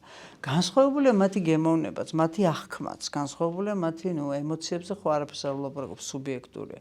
საერთოდ ჩვენ სუბიექტურები ვართ და ჰუმანისტებმა ფენომენოლოგია რო შემოიტანეს, ფენომენოლოგია ნიშნავს აღქმის თავისებურებას, ეს ველი, რომელიც არის სუბიექტური, ჩემთვის არის ესეთი, თქვენთვის სხვანაირი და იმისთვის სხვანაირი. და მე რასაც ხედავ, თქვენ იმას ვერ ხედავთ, მე რასაც გრძნობ, თქვენ იმას ვერ გრძნობთ და ასე შემდეგ. კი არსებობს ობიექტური რეალობა, მაგრამ ეხლა ძველი ბერძნები და ფილოსოფოსებთან რო დაждდე, შეიძლება ცოტა იმდენად რეალობაშიც ბევრი კითხვის ნიშნები დასვა, ნამდვილად არსებობს თუ არა. მაგრამ ახლა აქამდე ვწავალთ. ანუ დამახსოვრებული ჩვენ და ამას ქვია ისე აარონ ბეკმა დაარქვა კოგნიტური შეცდომები და ეგეთი შეცდომებით ვართ გავსებულები. მაგალითად. ძირითადად მაინცები თქვენ. არის ესე, რაღაც აზრი რო გიყალიბდება ადამიანზე, ხო? ძირითადად მაინც ხო დამთხევა ხდება. რა თქმა უნდა 100%-ია და შეიძლება 100% დააჩინო. შენ გარკვეულ წარმოქმნა უფრო არ გქონდა. ინტერაქციებით გავართ ადამიანები. შეიძლება დაემთხოს, მაგრამ ეს მე მგონია რომ დაემთხვა, იცით რა, აი მაგალითად მე თუ და მე რომ მგონია მაგაზე ვლაპარაკობ, მაინც აი ქცევებითაც გავართ შეიძლება ითქვას, მაგრამ აი რაღაც მაგალითი რომ მოვიტანო. მე თუ აი თქვენ გამოგიგზავნეთ დამხმარე ქალი მაგალითად სახლის დალაგებაზე რომ და მოვაყოლე ეგეთი ფრაზა. აი უბრალოდ ეგეთი ფრაზა. ნუ აი იცი რა, მაინც ყველაფერი კარგად შეინახე რა ვიცი. მაინც რა ვიცი რაღაცა არ მოხდეს და რატო რამე დაკარგე მეკითხები. არა, მე კი არ დამიკარგავს, მაგრამ რა ვიცი, აი რაღაც ეჭვი ჩავაგდე შენში. ეხლა ნახე რა მოხდება ამ სიტყვის გამო. ამ სიტყვის გამო მოხდება ის, რომ ყველაფერს დაკარგა ვინ დღეს სახში. ოღონდ ვერ ბეჭედს, ვერ საყურეს, სად არის, ეს სად დავდა, ეს სად იყო, იმიტომ რომ შემოვიდა ეჭვი. იმიტომ სათაური განაპირობებს ჩვენ განწყობას. მე თუ თქვენზე ფიქრობ ცუდად, რაც არ უნდა გააკეთოთ, მაინც ცუდს დავინახავ, კარგს ჩავკეცავ. ამიტომ გვიმართლდება, აი თქვენ რაც თქვით, რომ მე თუ ვიფიქრე ვიღაცაზე, რომ კარგია, მე მასში კარგს ვეძებ უფრო ვიდრე ცუდს. ახლა შეიძლება გავიდეს 20 წელი და მივხვდე რაღაცას, ან ვერ მივხვდე. ნუ არ ვიცი, აი ხო არის 20 წლის მერე რო ეყრებიან და ახლა გავიგე ვინ ყოფილხარო და რა ვიცი 20 წელი რას აკეთებდი, ხო? მაგრამ 20 წელს ან ითმენდი, ან რაღაცა დაცვებს აკეთებდი. რეალურად რასაც ვარქმევთ, ნახეთ, მოლოდინი განსაზღვრავს შედეგებს და ის მოლოდინი თუ მაქვს რომ მომატყო, აი რატომ არის ცუდი ბავშვს რო არქმევ რომ მატყუ არა ხარ, რაც არ უნდა გითხრას უკვე ტყუილია და მე მართლა გატყუებს, იმიტომ რა აზრი აქვს მაინც ტყუილი გონი. აი შენ მე მიღალატებ, შენ ახლა წახვალ დალევ მე ხო ვიცი და მაინც ასე გონია და ბარემ დავლევ მომეც ერთი გავსინჯო არა. ნახეთ, ამიტომ არის რომ გონია რომ მიმართლებს და ეხლა მე ნელ-ნელა გადავალ პოზიტიურ აზროვნებაზე და არასულელურად პოზიტიურზე, იმიტომ რომ ვაშა რა კარგია ყველაფერი, ვაშა ამხანაგებო დაუკარიტაშო. არ არის ეგრე ხო? კარგი არ არის, მაგრამ აი რა არის პოზიტიური, ეს არის მნიშვნელოვანი და რატო ქვია პოზიტიური, თორე არა ის რომ ხა რაღაც ომი კარგია რო თქვას, რა კარგია, ვაშა ან ავათრო ადამიანი ბედნიერება ხო არის ტყვი, მაგრამ ავადმყოფობა არის ზოგჯერ გამოსავალი იმ ადამიანის არაცნობია, ზოგჯერ არა, ყოველთვის გაქცევა ავადმყოფობაში. და ეს კოგნიტური შეცდომები რო გამოყვესო, ძალიან საკმაოდ ბევრია. 12 ამბობს, ზოგი 20 ამბობს, ანუ რას გულისხმობს ეს მაგალითად საკუთარ თავზე. მე მგონია რომ არავის ვჭირდები. მე მგონია რომ არ ვარ საკმარისი. ჩემგან არაფერი არ გამოვა მე მაინც სადაც არ უნდა წავიდე მაინც ლუზერი ვარ და ასე შემდეგ ასევე შეიძლება ბევრი სხვა რამე მეგონოს შესაბამისად აი მივდივარ გამოცდაზე და წინასწარ ვიბარებ ხო ვიცი ხა მაინც არაფერი ბედი არა მაქვს ისეთი რამე შემხდება რაც არ ვიცი კიდეც რომ შემხდეს რამე ისეთი რაც ვიცი იმას ეგრევე ჩავკეცა კაი ერთხელ მოხდა თორე ისე სულ ეგრე ხდება ანუ რეალურად ვარქმევ სათაურს ეს სათაური არის ფაქტის განზოგადება ერთი ფაქტის აი ხშირად მithქვამს ხოლმე მე რო შეგხვდეთ ორჯერ ცხოვრებაში და ორივეჯერ რომ თვალი ვიყო ხო ვერავინ დაგაჯერებთ რომ მე არ ვსვამ და არა და არ ვსვამ თქვათ და როგორ მოყვებით იცით ჩემზე ბაიმე მილიონჯერ მყავს ნანახი სუმთვრალია დღე და ღამე რას ამბობ ვიცნობ და ამას ვიღაცას ბავშვობიდან მისნობს და იტყვის რომ რა ვიცი და ხა ჩემზე კი არა ზოგადად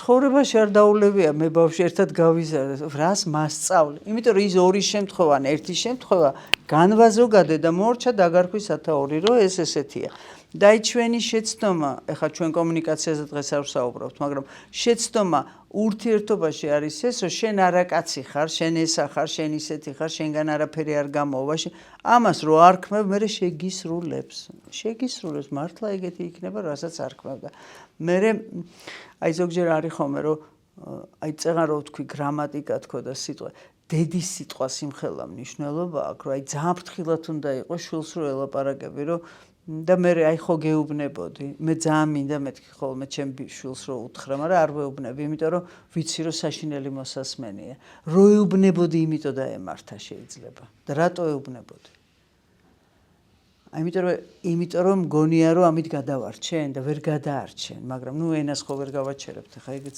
საკმაოდ რთულია გამომდინარე აქედან ჩვენი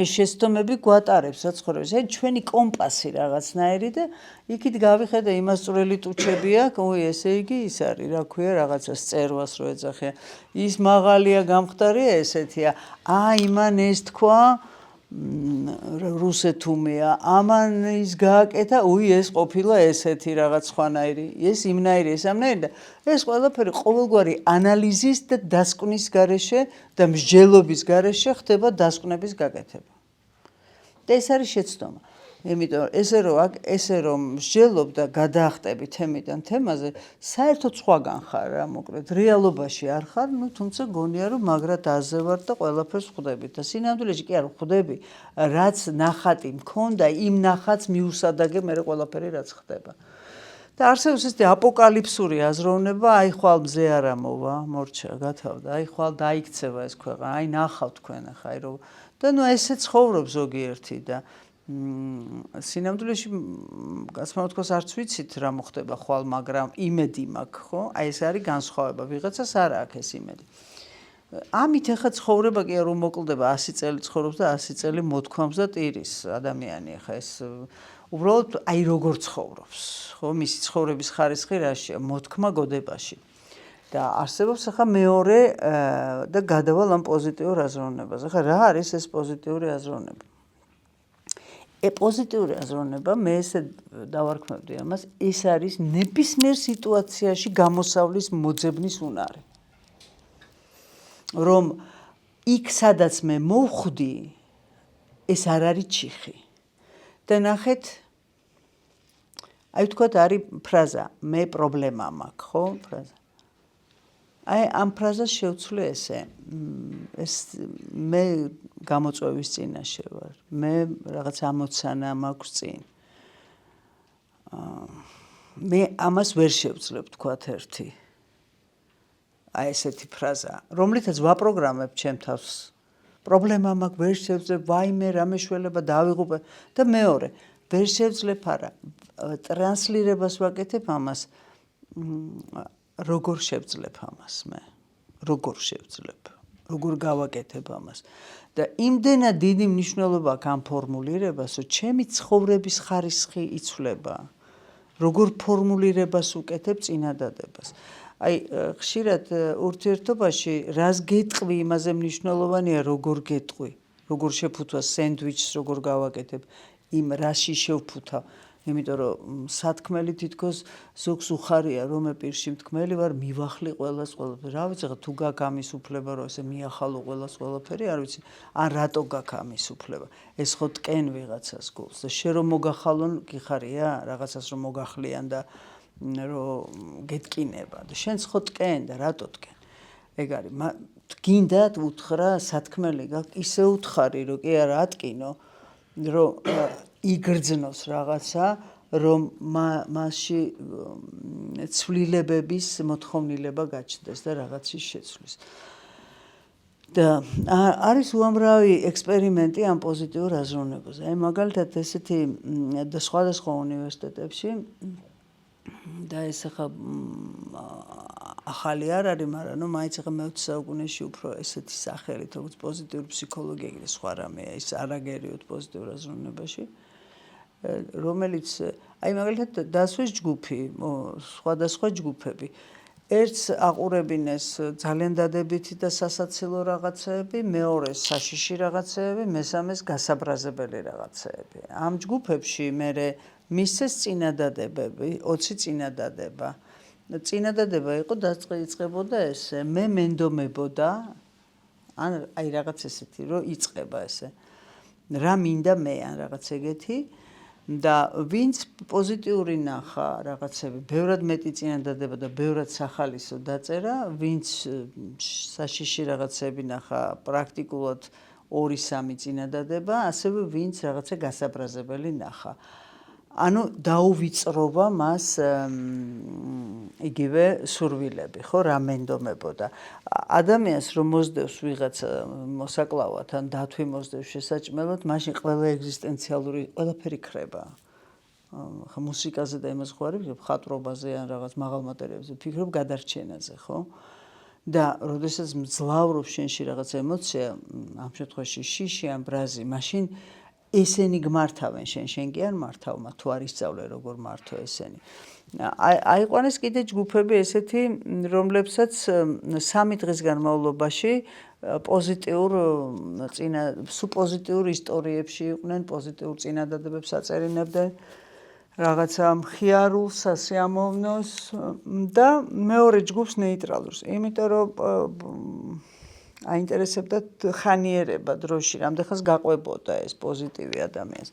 და ის ვინც პოზიტიურს წერდა 2-3 თვის განმავლობაში იმ ჯგუფს გაყვა პოზიტიური განწყობა. 2-3 თვის, 3 დღიანმა მუშაობამ და ის ვინც ნეიტრალური, ნუ ის არა. ნეიტრალური რატო? იმიტომ რომ ადამიანის უფლებების დარღვევა ალბათ ახლა 3 დღე შეაშინო და მე მასე მე რომ 3 თვე შეჟინებული იყოს კი არა მთელი ცხოვრება. პატარა პიტერის ექსპერიმენტი არის ერთ-ერთი არაეთიკური ექსპერიმენტი ფსიქოლოგების მიერ, რომელიც ბავშვი ისეს დააშინეს, რომ ვერავინ ვერ მოუხსნა ის ფობია. არაფერს არ ეშინოდა, მაგრამ თეთრი კურდღელით დაიწყო შეშინება. დედამისმა თქვა, რომ თანხმობა 11 თვის ბავშვზე, ეს პიტერის ექსპერიმენტი ქვია და ეს მე იქამდე მივიდა ეს ბავშვი თეთრი ფერისაც ეშინოდა, ცხოველისაც ეშინოდა, ბეწვისაც ეშინოდა, თმისაც ეშინოდა, ყველაფერს ეშინოდა და რაღაცა ესე იცხოვრა და ვერაფერი ვერ უშველეს ეს რომელი საუკუნეა თან.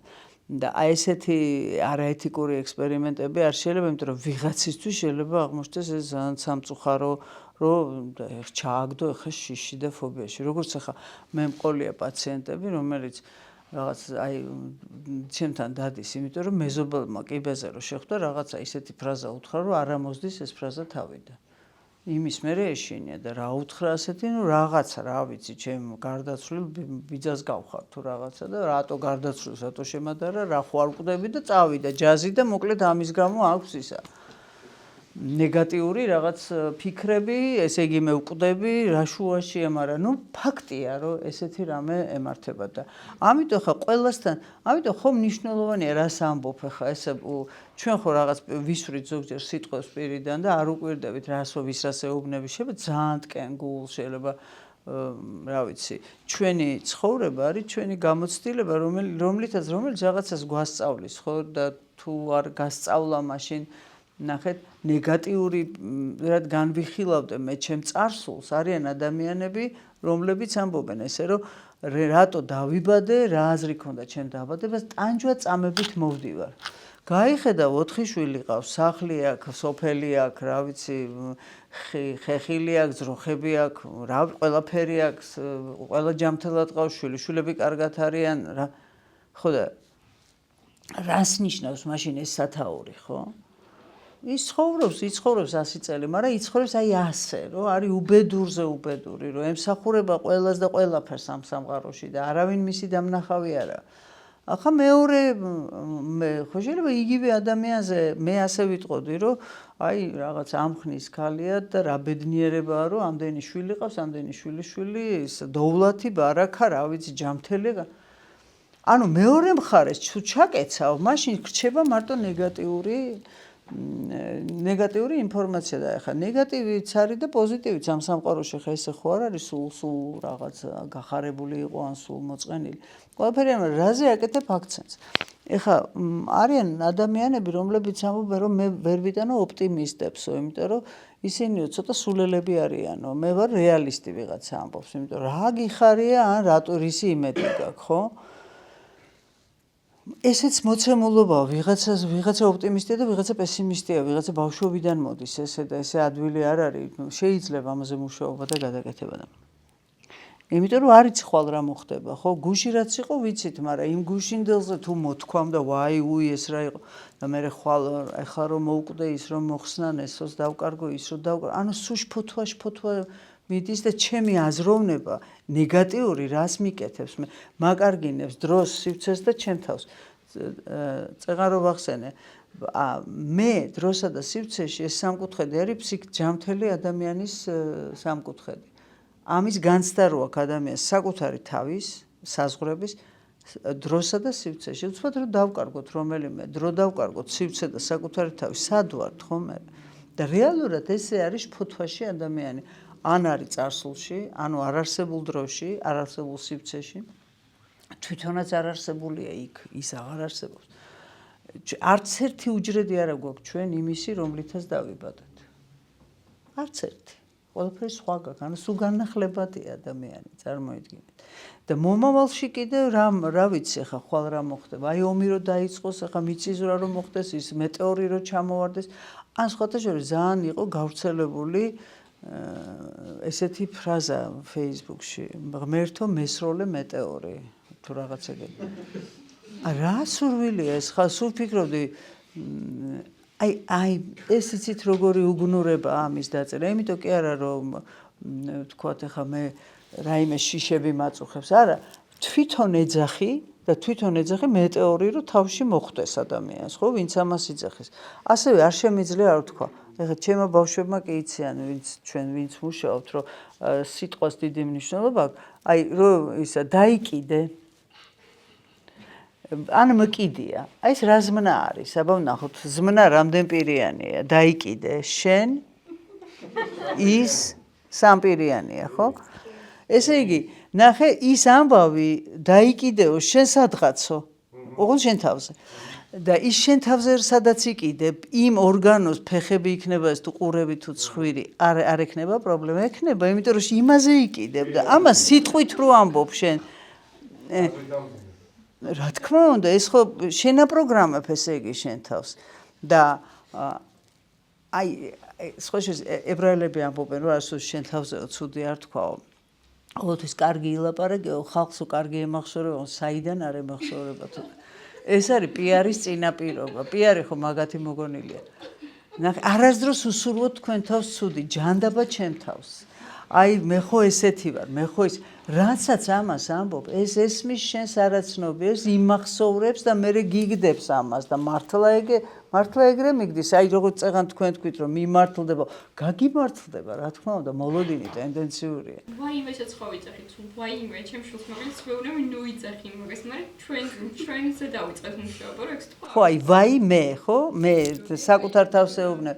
ან და ამიტომ ნებისმიერი რამე ადამიანს რო ურჩევ რომ კაი რა მეგობარი დაიკიდე რა ძალიან ცუდი რჩება თუ მაინც და მაინც ესეთი მხიარული ხარ და პოზიტიური ურჩე რომ გაატარე რა გაიწიე და გაივლის ეს მაინც უთხარი ცოტა სხვა ზმნას ხმარობ ამ დროს რომ შენ გაიწიე და ის რაღაცა გადაინგრევა თავისით თუ ვიღაცა რა ვიცი რაც გემუქრება და აი ამიტომ ძალიან უნდა მივაქციოთ ამას ყურადღება და განსაკუთრებით როცა შენ თავზე ლაპარაკობ და პოზიტიური აზროვნება არის ის ინსტრუმენტი რომლითაც ჩემი ცხოვრების ხარისხი არის უკეთესი მიუხედავად იმისა რომ არც ფული მაქვს მეტი ვიდრე ნეგატიურად რო ვაზროვნებდი არც სახლი მაქვს უკეთესი და არც რა ვიცი ჯანმრთელობა და არაფერი აი ორივე შემთხვევაში ერთი და იგივე ადამიანი რო ავიღოთ აქეთ რომელიც პოზიტიურად აზროვნებს ანუ ნახეთ რა არის ვაშა რა კარგიას კი არ ამბობს მადლიერია ერთი მადლიერება რომელიც ჩვენში ოპიატური რეცეპტორების გააქტიურებას იწვევს და მეორე გამოუვალ მდგომარეობას როგორც გამოწვევას ისე იღებს და ძველი ბერძნები ამბობენ რომ ორ რამეში უნდა გაერკვეს ადამიანიო თავის ცხოვრებაში რასაც ეშველება და რასაც არ ეშველებაო და თუ რასაც არ ეშველება იმას რომ თავს ურტყავ კედელს მთელი ცხოვრება და თან მოთქვამ იქნება და დაფიქრდე და წამოხვიდე ან გაეცალო ან რა ვიცი ან შეეგო ან სადმე სხვაგან წახვიდე და რასაც ეშველება იქ მაგრამ ესეც ჩემი არჩევანია რომ აი ესეთი მოთქმა გოდების დრამა ქვინი ვიყო რომ ვაი უივიძახო ჩემი არჩევანია ხო მე ავირჩიე ეს რომ მე მოვთქვამდე რომ თქვენ შეგეცოდოთ ვაი მე რა საყვარე რა საწყალია რა დღეშია რა დღეში ხარ რა დექი და გაიხარე და მადლობა თქვი და რა ვიცი ხრებში გაიშალე და რა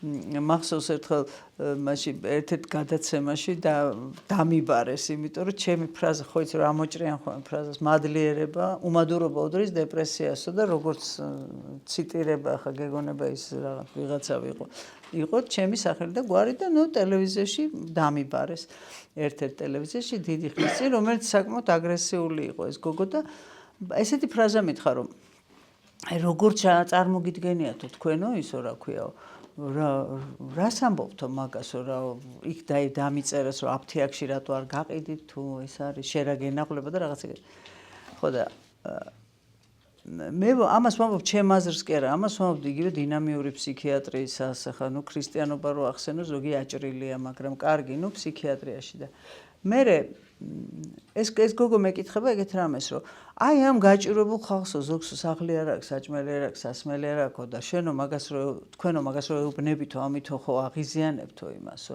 რისი მადლიერი იყოსო ხო და მე მოვუტანე მაგალითი ჩვენ ქართველებს გვიყვარს უცხოელებზე მაგალითები იმიტომ რომ ქართველზე რო თქვა ნუ ძალიან გოიმობაა და ხა თუ უცხოელ სიტყვი კაიდები ხარ და მეც ხა ვიხმარე ეგ ჭკუა და ვეუბნები რომ ის მეთქი ჩვენ მართლა ძალიან დიდი ტრენინგი გავიარეთ ამერიკელებთან ეს 2008 წელს ომი რო იყო მაშინ ფსიქიატრებთან გავიარეთ ამ PTSD-ზე ამ რაღაც სწორედ ტრაუმაზე მუშაობაზე და ნუ ისეც ბევრი მაქვს გავლილი და ეს კაცი იძახდა ეს ამერიკელი ფსიქიატრი რომ ისო მადლიერებაო არასოს არ უნდა დაკარგოო მაშინაც კიო, როდესაც ის დაფლეთილი შენი მეგობრების ომში, სისხლში არისო, ცურავსო, რომ აი შენ ხო ხარ ცოცხალიო, ხა შეიძლება მე მეთქვას რომ ეს ეგოიზმია, მაგრამ რა ვიცი ხა ეგოიზმი იმ შემთხვევაში რომ საკუთარ თავს მხარდაჭერა გაუკეთო, რომ აი რომ მადლობა ღმერთს რომ გადავრჩე, აი ებრაელი კოლეგები მყავს, რომლებიც ჩემოდანი უდევს გვერდით და რომ დაიწყება სირენა პირდაპირ ჩადიან და მადლობლები ვართო ბუნკერში იქ რაღაცა საუბრობთ მღერიც და მადლიერია რომ ამ წუთას ცოცხალია გარეთ კი არის რაღაც სროლა ანუ თურმე შენ მოინდომე და მადლობელი ყოველთვის შეგიძლია რაღაცისთვის იყო მასე გასაგებია რომ ხან ისეთი მონაცემებია რომ შეიძლება ისეთი მდგომარეობაა რომ ხა მართლაც ნაკლებად იყოს მადლობა სათქმელი და გარდაცვალება რაღაცა მაგრამ აი ეს მომენტი ეძებო პოზიტივი და მადლიერება და რა გასწავლა ეს არის უმნიშვნელოვანესი ადამიანისთვის აი იმ გამოცდილებამ რა მასწავლა მე რითი გამზარდა და რა იყო ამაში პოზიტივი და შესაბამისად ის გამოცდილება მატრამბირებელი აღარ არის ჩემთვის ჯერ უნდა ტრამვაში გავიარო ოღონდ ესე არ არის რომ პირდაპირ გადავახტე და თქვათ ვინმე გარდაიცვალა და იმ ღამეს ღამის კლუბში წავიდე საცეკვაოდ არა იმიტომ ვამბობ ამას რომ ეს რაიმე ეთიკურ ნორმებს არღვევს არა წადი სადაც გინდა წადი მაგრამ გლოვას თუ არ აცლი შენ თავს მაშინ ის სტადიები რომელიც არის უარყოფის, ბრაზის, სევდის, მისი მიღების ნელ-ნელა და აღდგენის ეს 5 ის თუ არ გაიარე და პირდაპირ კლუბში წახვედი, ეს დაკონსერვდება და გაიტყორცნება სხეულში. 8-10 თვეში მოვა დაავადების სახით თუ. და ან ისეთი პანიკური შეტევის სახით, რომ მე იტყვი რომ კაცო, მაშინ ეხლა არაფერი რა დამემართა და მაშინ რა ყოჩაღად ვიყავი ცეკვავ. ის ცეკვა არ იყო სწორი გამკლავება, იმიტომ რომ ჯობდა რომ ცოტა აცალო შენ თავს გლოვა რომ გაიარო ეს სტადიები, რომ ეს შინაარსი მოინელო. ამიტომ ახლა ეს პოზიტიურობა იმას კი არ ნიშნავს, რომ აი პირდაპირ გაგებით ეს არის ტოქსიკური, ხო, უკვე რომ ვიღაცა რო გეტყვის, რომ წამოდი რა ახლა დავლიოთ ახლა და დავთვრეთ და რაღაცა, როდესაც ადამიანს შეიძლება ძალიან მნიშვნელოვანია, რომ ის თავის თავთან, წრემთან თუ ემასთან იყოს, ანუ გლოვაში გაიაროს. ესეც ჩვენ კულტურაში ძალიან კარგად არის, ხო?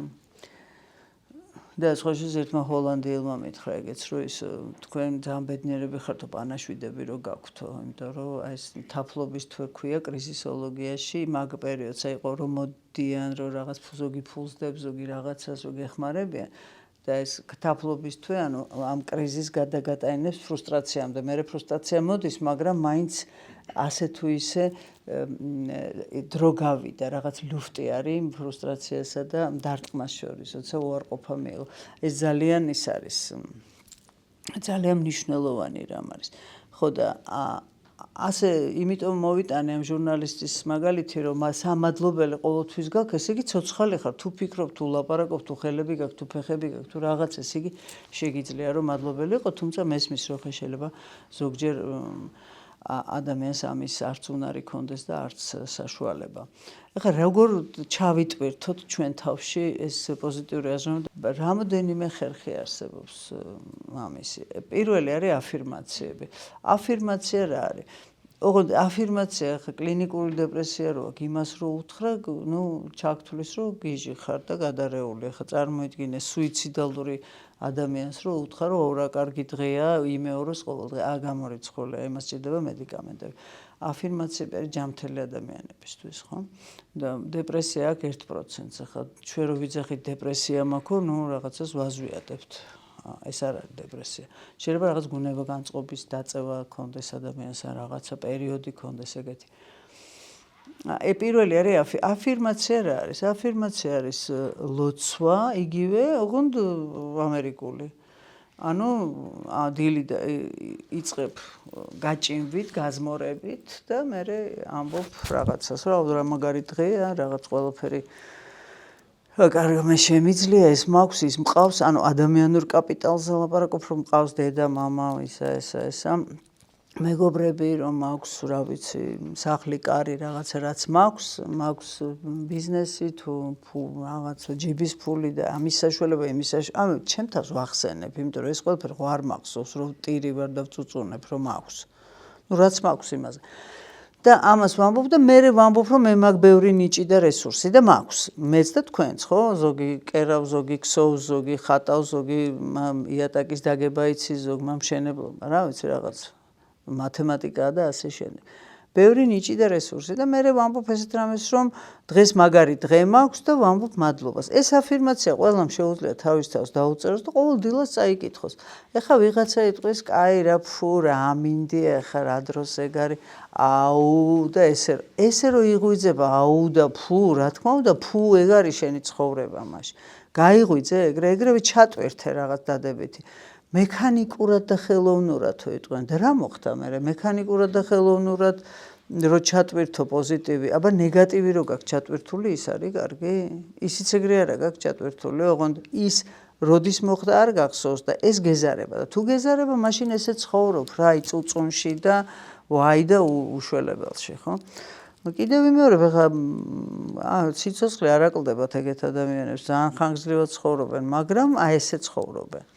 ეს არის აფირმაციები. მეორე არის ძალიან კარგია და ჩვენ ამას ადიქტებთან ვიყენებთ. ეს არის დღიურები. მადლიერების დღიურები. რაღაცა რაც კარგი მოხდა, ის დაწერო.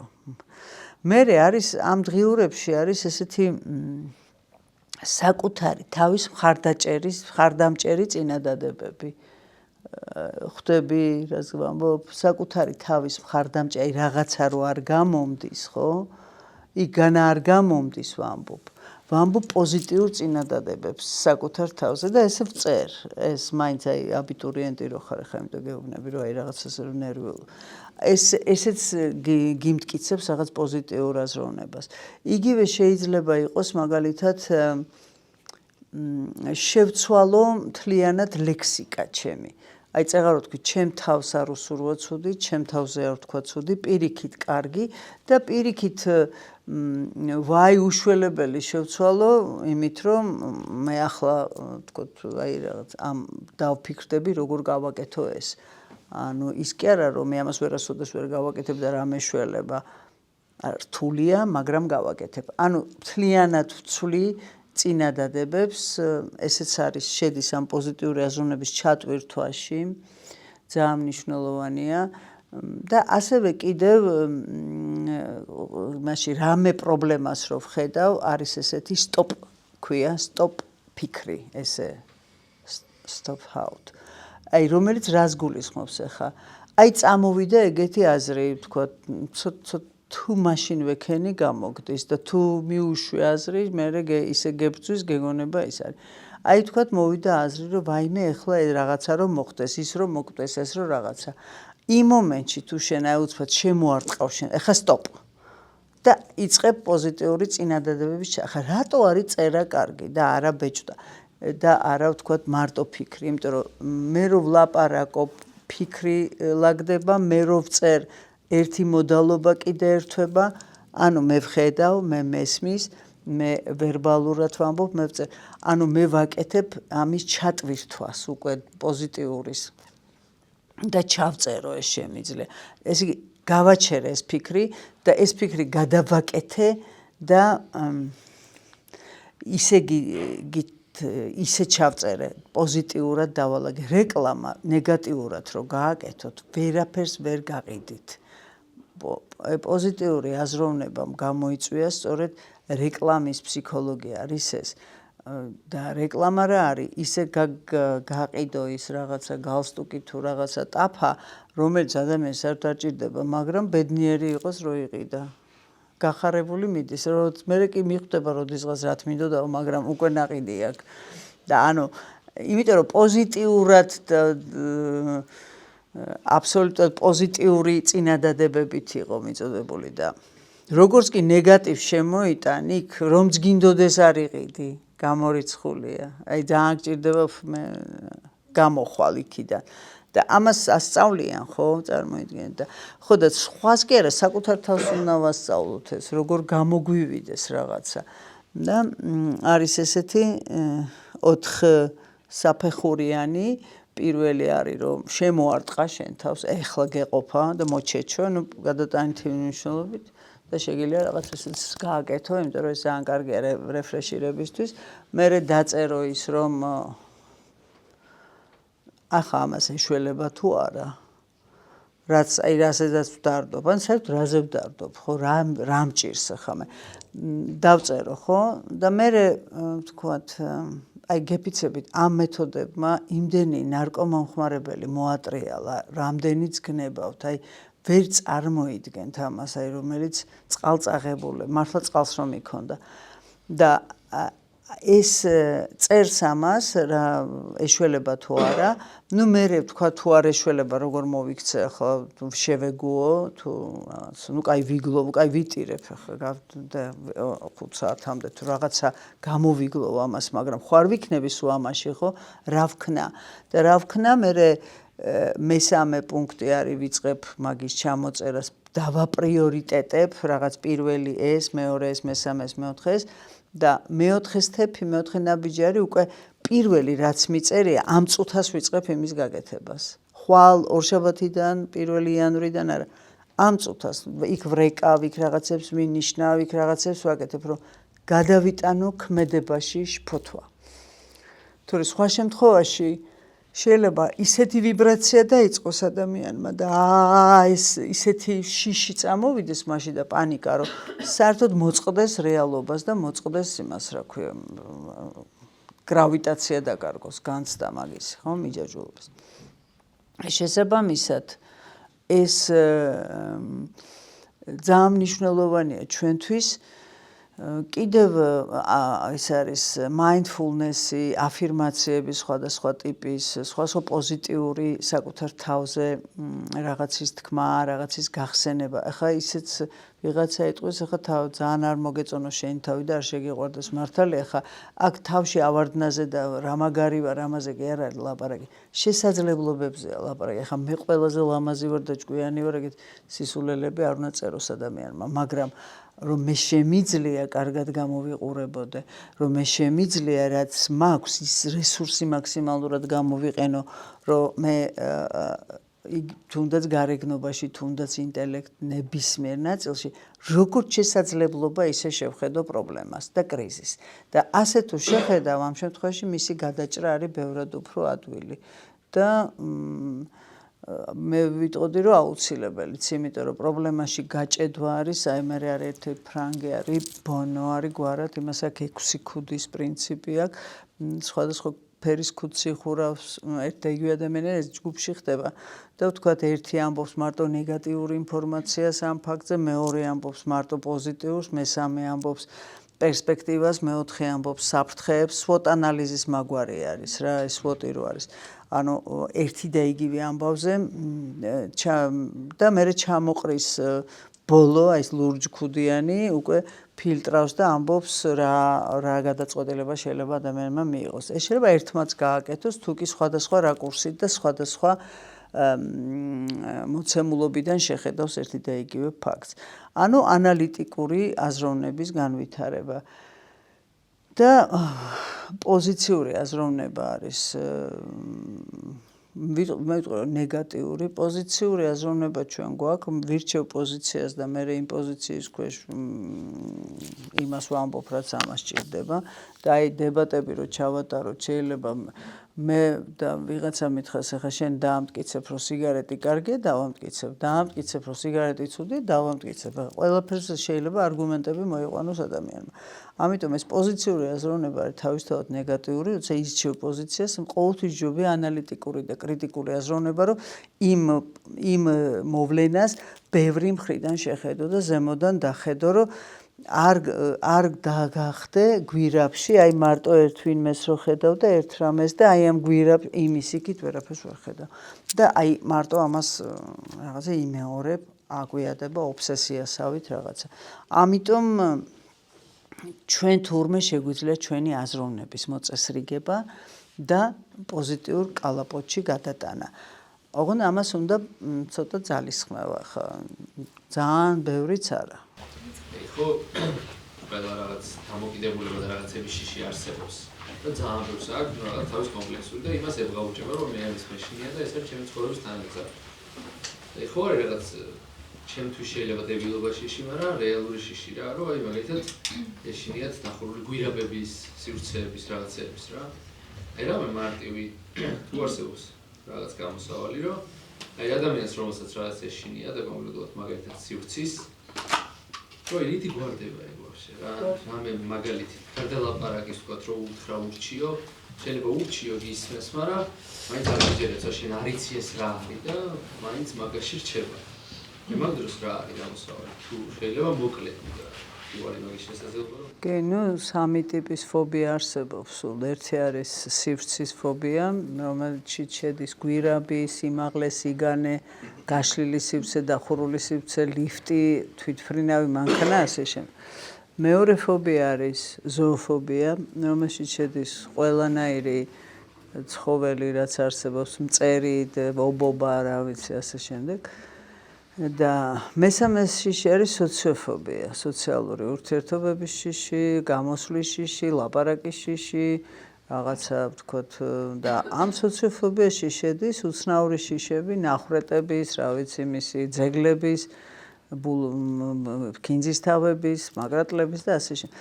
რისიც გნებავთ, მოგეთ, ყველაფრის შიში არსებობს, მაგრამ ძირითადად სამი ის არის. ახლა რაც შეეხება გვირაბის შიშს ეს შესაძლებელია ფობიას შესაძლებელია იყოს დაკავშირებული სამშობიარო ტრაუმასთან, როდესაც მშობიარობის დროს ხდება გაჩერება და ვერ გაიჭედება, ასე ვთქვათ, ბავშვი ამ გამოსასვლელში.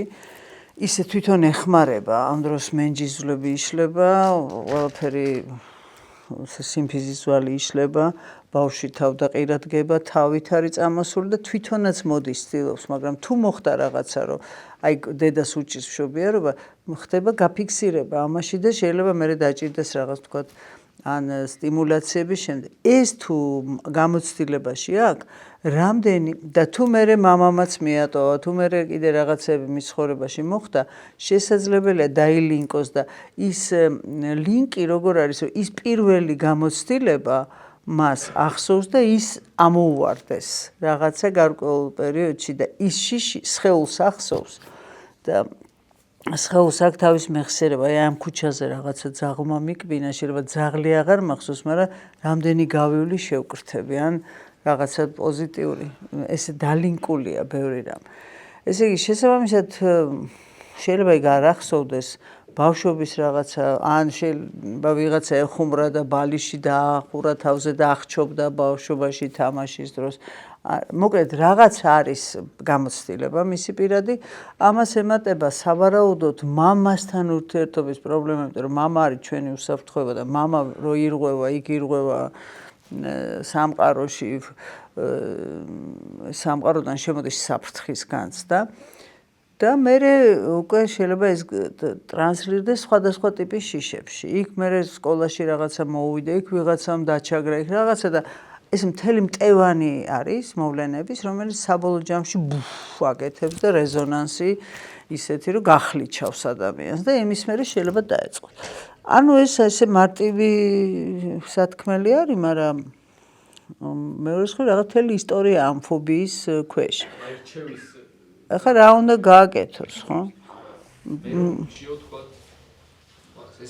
რჩევით ადამიანებს არაფერი არ შველით, ახლა რო ურჩიო, რომ ყველაზე სულელური რჩევა წეღან რო ვთქვი ის ზმნები არ ვიხმაროთ, არც ის რომ კაი რა ბავშვი ხო არა ხარ, აგეშინი, ახლა გვირაბში რა მოგივა, ეგეც ისა.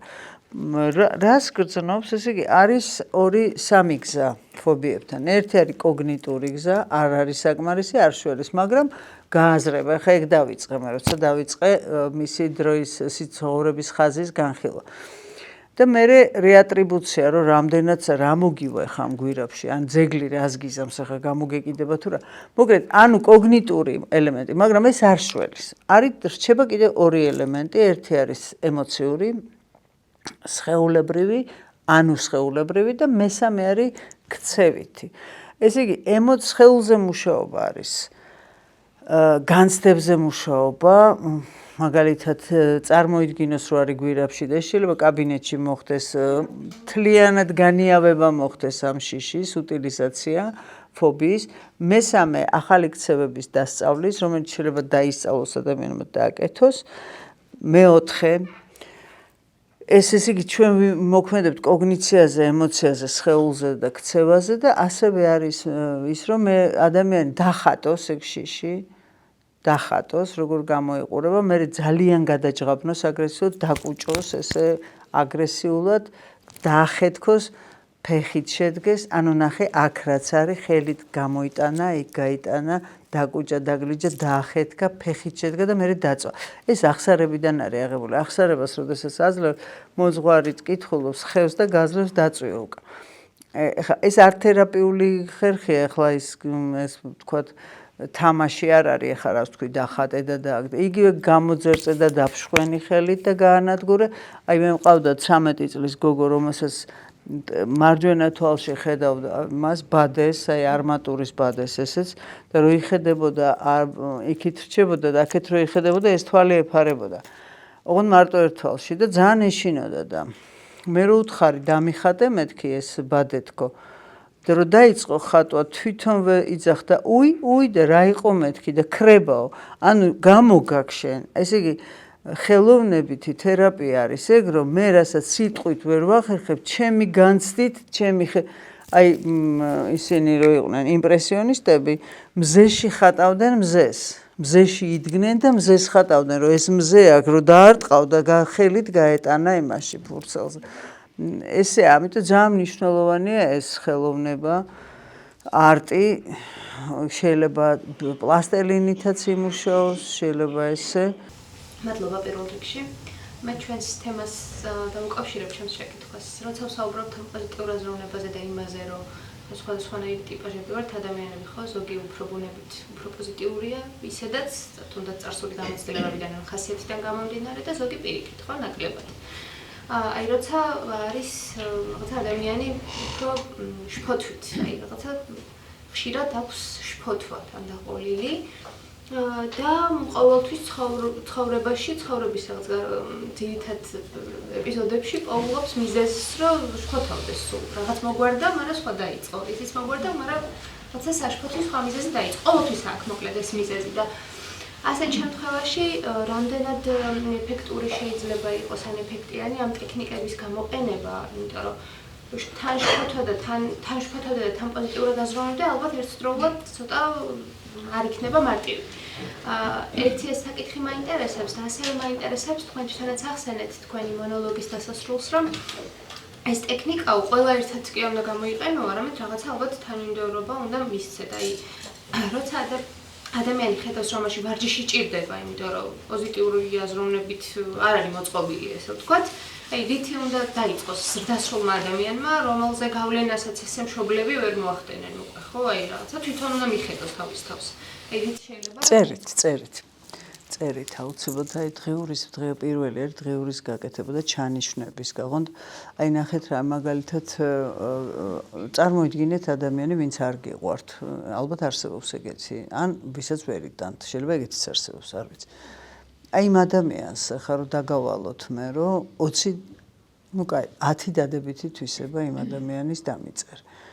ამაზე შეიძლება გაბრაზდა ხა 10 რო კონდეს ხომ ეყარებოდაო მეტყვი არ მომეწონებოდა და არც ერთი არ აქვს, მაგრამ ნახერ არის ეს წეღან რო უპასუხე, იმას კი არ ჭირდება დადებითი თვისებები რომ იმაში აღმოვაჩინო, ხა იმას სულ არ იცის მე მომწონს თუ არა. მე მჭირდება რომ მე მანგრევს ნეგატიური აზროვნება, ჩემ ცხოვრებას აფუჭებს, თორე იმას რა ხა თავისთვის არის მშვენივრად, ვინც არის, ხო?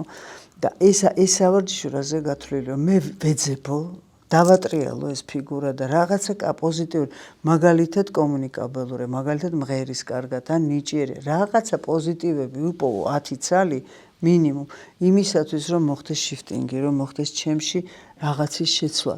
ჩარჩო შეუცვალო და დამოკიდებულება შევცვალო. ანუ ჩვენ ყველაფერს ასაც ვაკეთებ, ჩვენი თავისთვის ვაკეთებთ.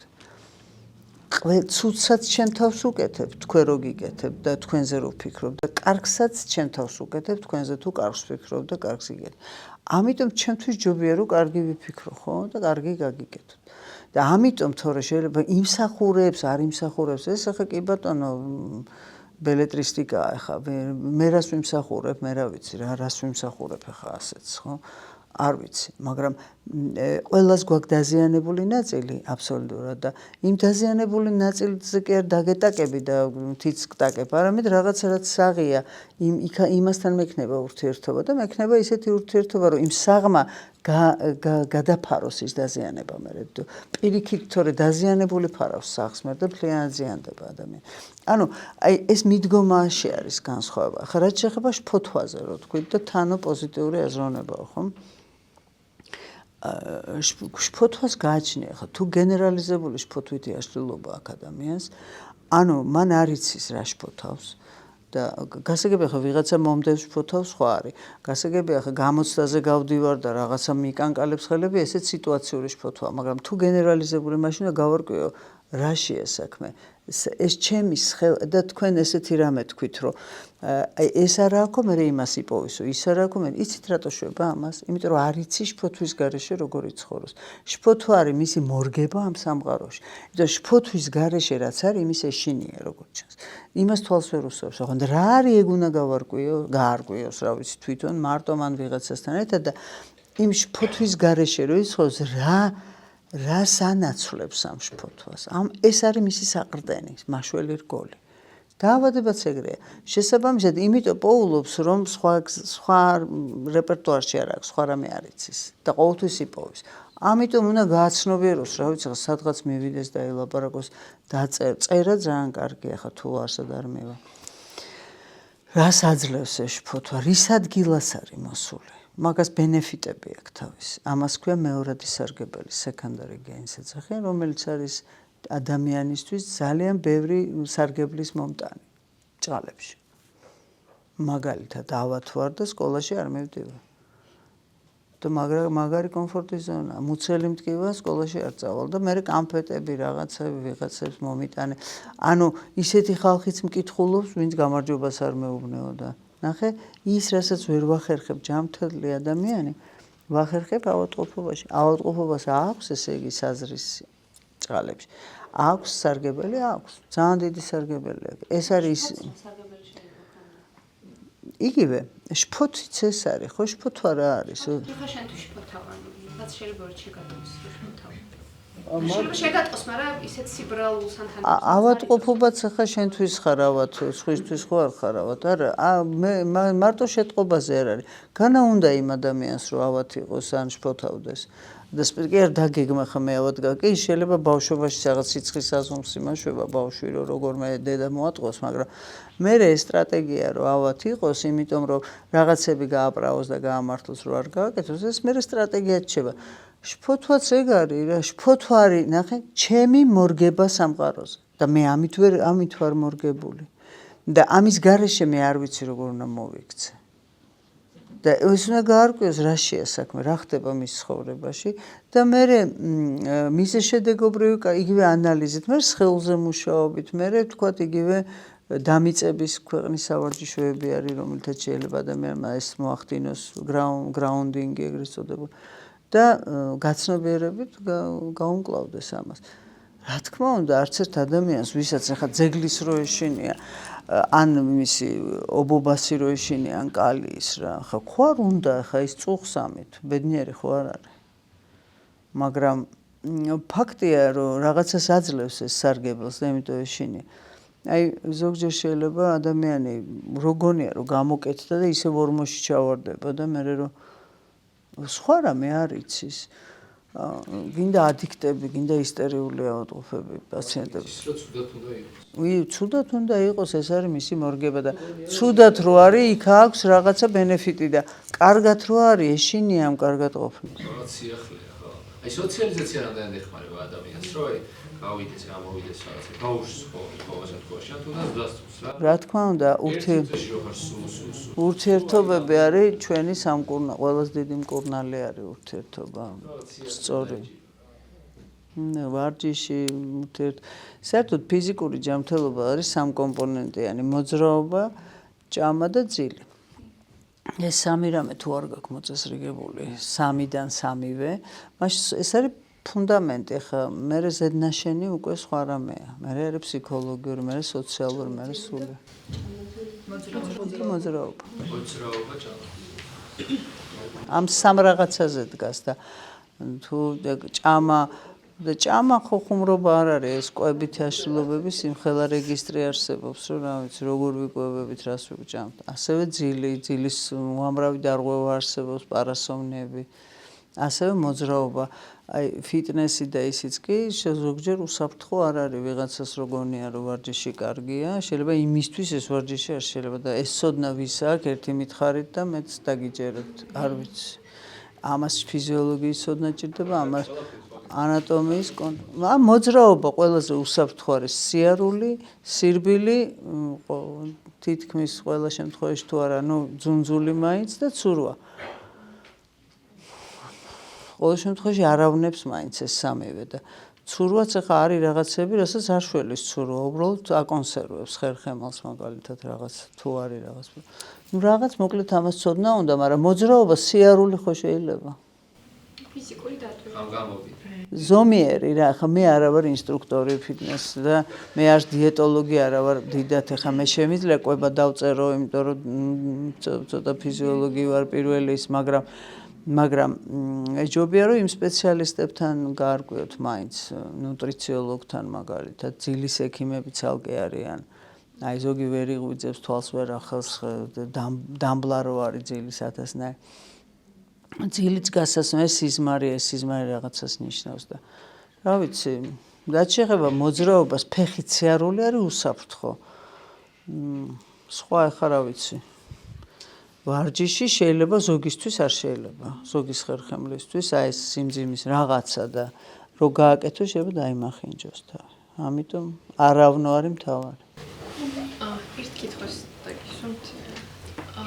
ეს რაღაც მჭირს ხოლმე, როცა რაღაცა რთული პერიოდი მაქვს კონკრეტული ცხოვრებაში და რომელიც ემოციურად ძალიან ინტენსიურად მოქმედებს ჩემზე, მქონდა რამდენიმეჯერ ეგეთი მომენტი, რომ რაღაც მომენტში ისე დამერტყა, რომ აი დამაგდო და მოწამვლის დროს რო გვაქვს სიმპტომები გულისრევა, სიცხე, ფეხზე რო ვერტკები საწოლიდან, ერთი კვირა ეგრე ვიყავი, ოღონდ მარტო შეგრძნების დონეზე, გულისრევის შეგრძნება, სიცხე თითქოს 40 მაქვს და სახსრებში მომწროს და რაღაცა ფეხზე ვერტკებოდი საერთოდ.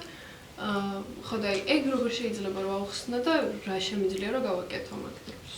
ნუ ექიმთანაც ვიყავი და არაფერ არ მჭირდა საერთოდ და ცოტა ნახე რა არის რაღაცამ დაგარტყა და დაგაგდო ხო? აი ეს დავარდნა არის გაქცევა წოლაში. აი მაგალითად სტრესს უმკლავდება ზოგი ჭამით, ზოგი ძილით, ზოგი ცეკვით, ზოგი რა ვიცი, სიგარეტით და ზოგი ნარკოტიკით, მაგრამ ეს დავარდნა არის შენი გამკლავება, ესე იგი. ნახე, კოპინგი. მერე გულისრევის შეგრძნება. ესე იგი ის რაც იმ დროს შენ ცხოვრებაში ხდებოდა, იმის მიუღებლობა გჭირდა. ის რაც მაშინ რა ვითარებაშიც იყავი, იმას არათუ ვერ მოინელებდი, ვერც კი ყლაპავდი. და მოგცა ინტოქსიკაციის კლინიკა. მეტი არაფერი, მაგას ჭირდება ფსიქოთერაპია, ან გააზრება რაშია საქმე, შენ ცხოვრებაში რა ხდება ისეთი, რასაც ვერ ყლაპავ. თუ არ ახარ ახლა სოკოთი და მარწყვით მოწამლული. ეგ სხვა არის.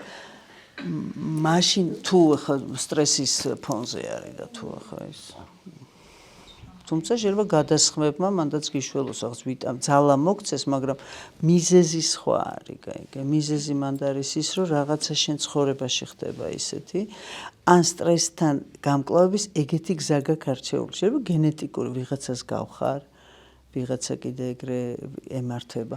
მე მაგალითად, როდესაც ძალიან მიჭირდა, მეც დამარტყა დამაგდო არ მახსოვს, მაგრამ რო ვწვევდი და რო ვერ ვდგები, ეგ მახსოვს. აი ვიძინებდი და შეიძლება დიდხანს ძინებოდა და ჩემს უკვირდა რა გაძინებს ესე დროს არც კი გცვენიაო და ამ დროს ეს არ არის ძილი, ეს არის გაქცევა ძილში, რომ აი რაღაცა აღდგენითი პროცესები წავიდეს, რომ ფეხზე დადგემე.